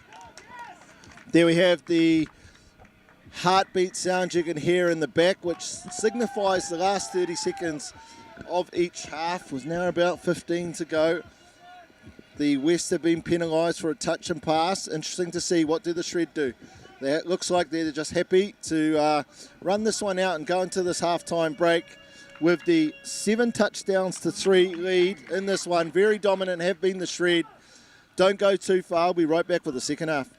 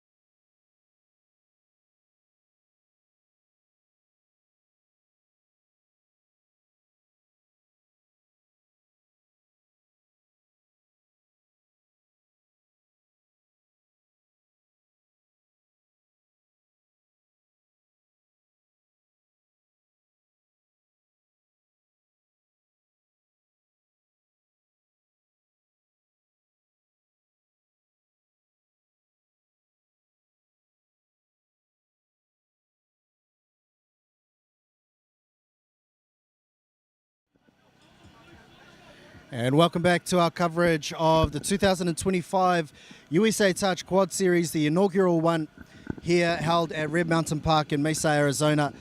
It is fantastic to have you joining us. My name is Tivoli Guthrie in commentary, joined by former number 1 touch referee in the world, Maya Williams. Maya, we've seen an entertaining first half, one that's potentially could be described as a little bit lopsided. Western Shred holding a 7-3 lead over the Wild. What did you make of the first half? The Shred have come out and they're playing like a team. Every single person is on the same page. Every single person clearly understands what their role is. No one's stepping outside their lane, and they're all fulfilling their tasks incredibly accurately. We see that here in this first defensive set. The energy's really come up. Oh, he got that one, did Roy? Not normally do you change the referee's decision. On the other hand, and I'm not by any means saying that the effort isn't there from the Wild, it's just the effort isn't as directed in the same way as we see from the Shred. And maybe it is to do with Mendoza not being there, having his calming presence, his influence, just keeping things simple. I'm not sure, but it's been a fantastic first half from the Shred, and they look like nothing's going to change going into the second half. Yeah, it was a great defensive effort to start the second half, and they've marched down the field and pretty much gone from 7-7. But the Wild, at least they've held out the Shred to start the second half. They let in an early try on the opening set of the game, so they've started the second half a lot more positively than they did in the first. And that's a better carry from them as well. Yeah, really good drive. Now with a couple more touches up their sleeve, Owusu Sector looks to dummy and go through. The 6 touches made. And by the looks of things, if these opening sets are anything to go by, we're going to start this half with a little bit of a grind. And I hope so. I really do hope so that the game gets back into that, where these two teams can really flex both their defence and their attack to a high level, rather than we've seen, you use the word easy, one of those touchdowns there. There's just a couple of easy touchdowns where communication breakdowns caused it. So it's great to see, though, both teams starting the second half, really connected. Last touch, what can the Shred do? Yeah, defended it well, 4 sets, no touchdowns. Connor McIsaac looking to use his left to right. Another New Zealand boy as well is McIsaac by way of Wakatipu High School down there in Queenstown. So great to see him coming over. And I know he's involved in the rugby as well. So just those transferable skills being able to be used across both formats of the game. As now they look to run a 3-2 peel the Wild. Ball comes out to the link, but just overcooking the line a little bit. But a good place to finish. Handing the ball down on the other 7. Yeah, Latu might just want to be careful here. He's been caught in the ruck a couple of times, the Northwest Wild winger, as they make their changes, the Shred. And now just like that, they're down on the 7. We'll see what they can come up with attack-wise. Looking to set the platform. Berryman throws the long ball out of half, and then there's another one out to the wing. The Shred have crossed over there. I think that's hurled down in the right-hand corner. It is indeed. And they strike first in the second half. You would have played with many characters in many of your teams, but in terms of characters, there is no one more hilarious than Jacob Hill. I'll tell you what, he would never ever suffer from self-confidence. He is an incredible competitor. Just listening to him yesterday, he had everyone in fits just on his way walking to his car through the car park. Cool young man and a great touch player. Oh, he's definitely one of those exponents of your team culture. You know, they're the players that you love to have in your team. They provide a great atmosphere. But now the Northwest Wild in reply. Oh, a bit of eye defense there showing from the Shred. Walsh looking to use his dive straight along the deck, and he's able to cross over there. There was an interesting change up there from the Shred. They looked to run a little bit of eye defense once they identified Walsh was in the middle, having a crack on the 7. But he was able to score anyway using his dive to great effect. For those of us unsure completely about the eye defense, what is the eye defense, Tim? Well, typically for a defense, if it's a normal corner and save policy, which is the usual policy used by most teams around the world, you would have one middle making the touch, and then the link and wing to his short side. The link and wing on his side are the short side. You'd have 3 safe side defenders. In an eye defense, you would have one high middle and one high link, keeping one middle back in the pocket defensively. We'll see if they use it again in the second half, but they managed to cross over there. As I was explaining, that's how quick this game is. Western Shred, they've come out like a house on fire in the second one as well. Yep, just like the weather, they heated up in the second half. Jacob Hill crosses over for a second in the second half, out to staggering 9-4 lead. Plenty of time to go. I'm not going to say the game's over, but just how dominant this Shred team have been from the first whistle. I don't see this result going any different way. Yeah, and I suppose the results never out of reach. It's just a matter of wrestling the momentum to be able to get a couple on the board, isn't it? And Northwest Wild are just struggling to wrestle this momentum away from the Western Shred team. Well, I mean, that last 2 touches sort of is a illustration of where these things are at with the Wild. Just seemed like they didn't know what they were doing. They're just playing a bit of ad-lib footy, come to this right-hand side with no real direction, and then threw back to the middle, which ultimately was a forward pass. So they need some direction, need to keep things simple, have one voice out there, and everyone follow that voice. I think another thing that the Shred are doing well is that they're dictating the pace of the game You know, they just had a turnover there, but instead of, you know, continuing 100 miles an hour or potentially less than that, they slowed the game down, got their fresh legs on the paddock, and then were able to go 100 miles an hour from there. But in doing so, they've given away a penalty. Off the mark is a call from our referee. And so the Northwest Wild, they get the ball in some pretty good real estate. I'll tell you, a big shout out needs to go to the coach of the Shred team, Ryan Hood. He has done an incredible job overnight to be able to get his players' mindsets to where they are today. After going down from that loss, they would have had that desire, had that energy, but to make sure that that energy was directed in the right way, he has his, what does the referee call here? He said he got the touch, so he's not moving forward. But even the way he handles himself in the box, he keeps the teams nice and calm, nice and simple instructions to the teams. The players really respect him, so it's been a great coaching performance here from Ryan Hood. Yeah, they respond well. That's a great rotation in defence there from the Shred. Was he onside? No, referee says he wasn't. And they'll want to be careful here, Western Shred. So if you are new to touch, 3 consecutive penalties on your try line. Defensively, you would have 1 player excluded for the rest of the set. So the long ball goes over the top. Not quite going to hand there, though. And Dwyer claiming the hand was in there from the Western Shred. And so as a result, they do get a repeat set of 6 on the 7. Second touchdown this whole tournament. We haven't seen a player being removed to the side for 3 consecutive penalties on the scoreline. Be interesting to see if this is our first. The Shred do not look like opening up. And as I say it, like always, the opposite happens as we see the Wild going in for their first touchdown, second touchdown of the second half. It's 2-2 this half so far, Wild versus Shred, but unfortunately taking a 4 touchdown lead into the halftime break means it's still the Shred up by 4, 9-5. Yeah, Dwyer, he's probably the one that's looking the most likely, isn't it? And that's something uncharacteristic that we've seen from the Shred there defensively, that middle channel just opening up, parting like the Red Sea, and then Dwyer just using his dive to great effect, but we'll see what they can come up with in reply. Brilliant defensive effort there from the Wild. I think this is more the style of defense that they want to employ. They've just had a Red Bull, haven't they? And after that touchdown, this energy boost that has gone into this team is translated from that attack into that defensive set. Not only that, but the body language and comms that are coming out of the box that was quite deflated not just 3 minutes ago. So that touchdown has not only added 1 to the scoreboard, but it's really given this Wild team a huge lift. Yeah, well, I'll tell you what, add 1 to the scoreboard, add about 100 to team morale. Was that ball to ground? I thought it was. The referees are saying play through. No, they will end up calling it back. I was think wondering. It was 1 hand, 1 bounce. Yeah, yep. Rule synonymous with backyard cricket, not so much the touch field. Yeah, true.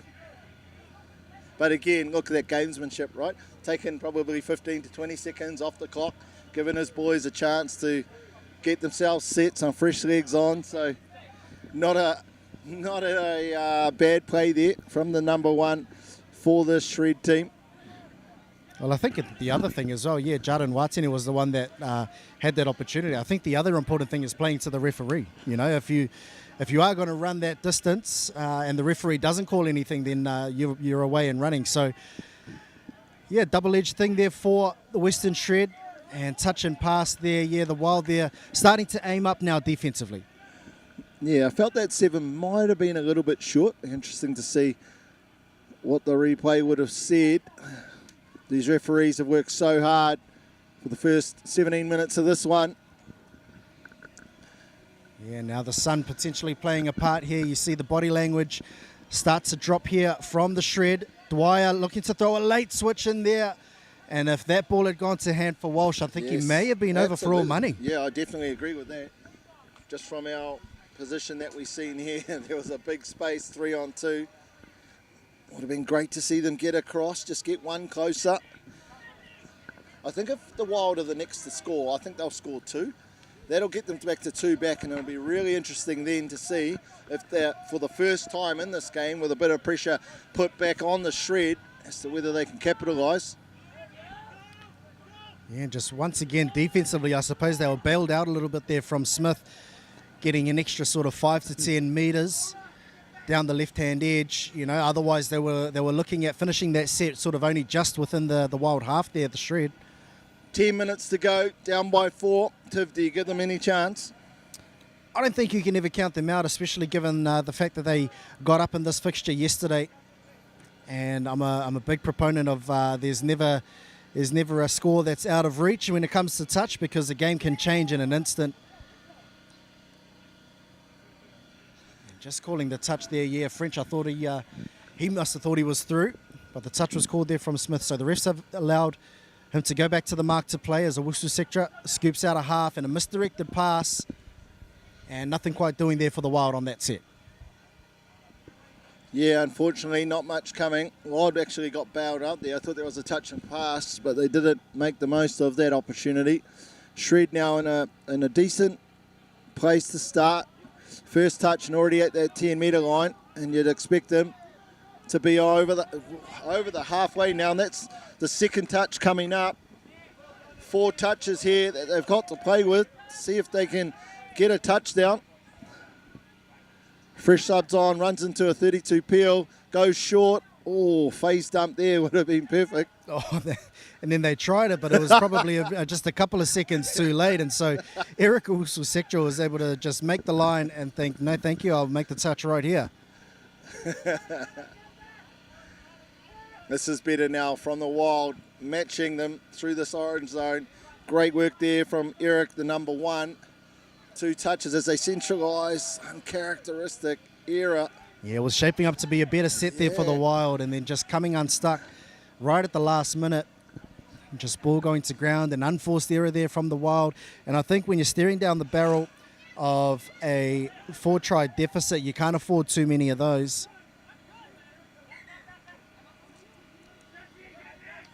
We're seeing in the second half, aren't we? A few of these occasions where, I didn't know, ref, I've ran 20 metres past the mark, wiping some more seconds off the clock. Well, it happens. If it happens again, I think that's too many to be a coincidence, right, Maya? Like always, though, keep milking that cow until it runs out, until the referees tell you to do something different. Randall's back on. He does a late cut. Passes back to the middle, and now on this left-hand side.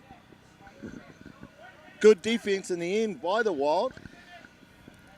Yeah, it was, and that was an excellent set there from the Shred. I think what they did well was to finish that set in this corner, and what that does as a result is it makes the Wild have to work and spend a couple of touches working their way to the box. Although they've bailed themselves out quite nicely there as Walsh cops a heavy touch, sets a great platform though. Dwyer throws the ball out wide to the right-hand side, and they've still got one more to play with. Dwyer just launching that ball out to Walsh. And they've got a couple of numbers out on the left. Can they finish in the corner there? No, Hurl comes across and makes the touch. And they've just gone from coast to coast, the Wild, really throwing caution to the wind. They got a penalty, not for being offside. You'd hate for that to have gone against the winger, because you would have preferred the play-through touchdown. I tell you, one of the skill sets that I've been a lot more impressed with from these men's teams compared to recent nationals is the extra passes. They're not just throwing it because, they're throwing it for a reason to the right person. That person's running onto it with depth, and they're getting those extra metres. So it's great to see the USA men's are really adding a key component to their game. Definitely adding some strings to their bow. And Western Shred, I think they've done some great identification. They've done some homework and identified that Walsh and Dwyer in particular love their quickie plays in the middle, and so they've shot up from link, back-to-back touches, and really sniped that one and forced the turnover. And now the Shred working their way to the box. This is a lot slower, this one. It's not what we've come to see from them in this game, and yeah, just to be fair, I think that's probably their worst set of this match so far. Look, they are got a big lead, but you've just made something easy turn into potentially hard by a poor set there from the Shred, and even that back pass. He was probably one of the most skillful players in the team, but just not necessary. Just complete your sets now. If you don't want to play attacking, complete your sets, defend well, and you win this game by 4. Yeah, you can't afford to shut up shop if you're the Western Shred, and perhaps guilty of doing that a little bit too early. So the Wild, they've got a repeat set on the line. And now this combination once more that we've seen throughout the entirety of the second half in particular. Just a sloppy roll the ball, Was a foot in there. I think it may have been. Comes the call from the referee. And if you're the coach of the Wild, Maya, if you're Talu Fetuahau, what do you think is the message that you're trying to send onto the field? I think it's the same that you say all game, isn't it? Trust our process, stick to it. It's when you're trying to ad-lib and go off task that things don't go well. Just because you're down by 4, it's not the process was wrong while you're down by 4, it's that we didn't do the process well. So that will always be the message all game. If it was good enough to practice for the 6 weeks coming into this tournament, that's the one you want to implement. We see the Wild get across, now down by 3. I told you if they get next to score, they'll get another one too. So, because I said it won't happen, but let's see what does happen. And there was Rico Atorman out on the left-hand edge there. It was a bit of a bobble as we're waiting for a referee to be in charge. In the heat, I wouldn't want to be out there either. But I think what's most important for the Wild, you mentioned if they score one, they'll score the next. I think what's probably more important is that they come up with a defensive stop this set. Because if they've worked that hard to score one, you can't afford to let one in straight away. They've only got 3 to go too, so it's going to have to be a magic 3. Then I'm going to need to get probably a couple of intercepts in that as well.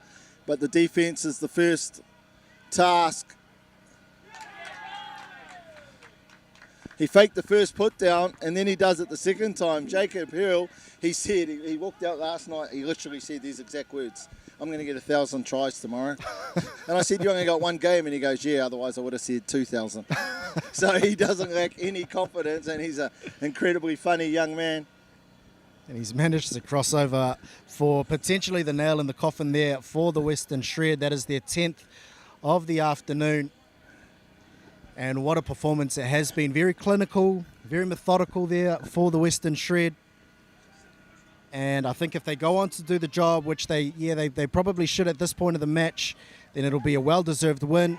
And it's been quite a battle out there between O'Torman and Jacob Hurl.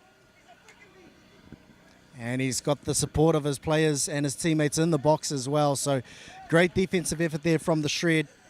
It's cool to see. Obviously, it's because we're situated behind this Shred team. They almost cheer more for defensive stops on the scoreline than they do for touchdowns that they score. And that's a really good sign of the mentality and mindset, the culture within the squad. They seen Jacob Hill, they're calling him a beast, but then someone else said, make sure you don't tell that to him. So, yeah, they understand the impact he has to their team. Obviously not subbing throughout this whole game. Yeah, and he comes off for a well-deserved breather right at the death. So great effort out wide there from Hurl. Now the Wild will see if they can score a consolation one at the end of this one. There's Owusu Sekcha looking to direct traffic, gets the quickie, dives over in the middle, and that's a well-deserved try. If it is given, it is indeed 10-7, 7th touchdown for the Wild. They're actually leading the second half 4-3, so it's been great to see that commitment, the effort. They haven't worried about the result. It's more around the next set. They've stayed at it. They scored 4 touchdowns this half. Now down by 3 in the game. Result pretty clear now as we tick into the last seconds or last minute of this game. 30 seconds left as we hear the heartbeat in the back. Good touch there from the Wild. Yeah, Mola, they tried to run a 3-3 peel and then really pegged that short side. And Mola was able to stay man on as the link and make the touch there out wide. The referees, though, having a discussion about it. Maybe he wasn't onside.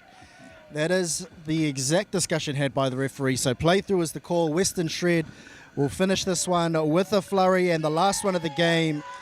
And they come away well-deserved winners. I think, especially in that game, they probably played to their potential. And, you know, their team culture was probably the best that we've seen all weekend, and that was a display of it right there. Yeah, totally. I think it's all around mindset, and they'll know that better than anyone. Yesterday, I'm not saying they were laxed and casual, but they definitely weren't as focused and intent as they were in that game. So that brings down the curtain to an incredible tournament, the inaugural 2025 USA Quad Series held here in Mesa. The city of Phoenix, the state of Arizona, and this incredible country, which is the USA. A massive shout out to all 8 of our teams, 4 in the male grade, 4 in the female grade, 4 games across 2 days, 12 days of touch yesterday. Fantastic effort by these athletes. Great to see the skill development, the cohesion between these teams that haven't been together for too long. Have to acknowledge the referees as well in terms of the incredible work that they have done. Their development, again, over these 2 days has been incredible, and we wish them all the best as they move forward towards their next big tournament, which is the Nationals in late August up in the city of Seattle, or an hour south, but up in Washington there. Just our last acknowledgements has to go out to the incredible team that you're receiving this stream from and the work that they have done in unbelievable conditions.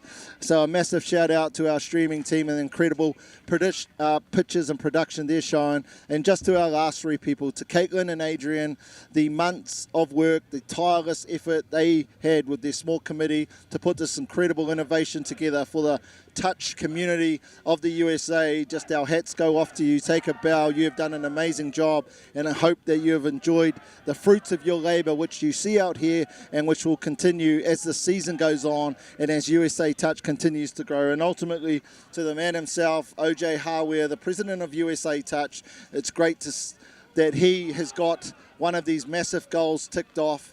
He does an incredible job for USA Touch. Whether they say that or not, he is amazing. And Tivoli, thanks for coming over, mate. Thanks for what you're going to do to support USA Touch. You and your amazing partner, the boss, and the mahi that you're going to do through your platform, the passion that you've had to come over here and really support USA Touch. It's been a pleasure, mate. It's great to have you over here, and wish you all the safe travels back home. Cheers, mate. I really appreciate it. It's been an awesome opportunity, and hopefully get another one sort of in the near future.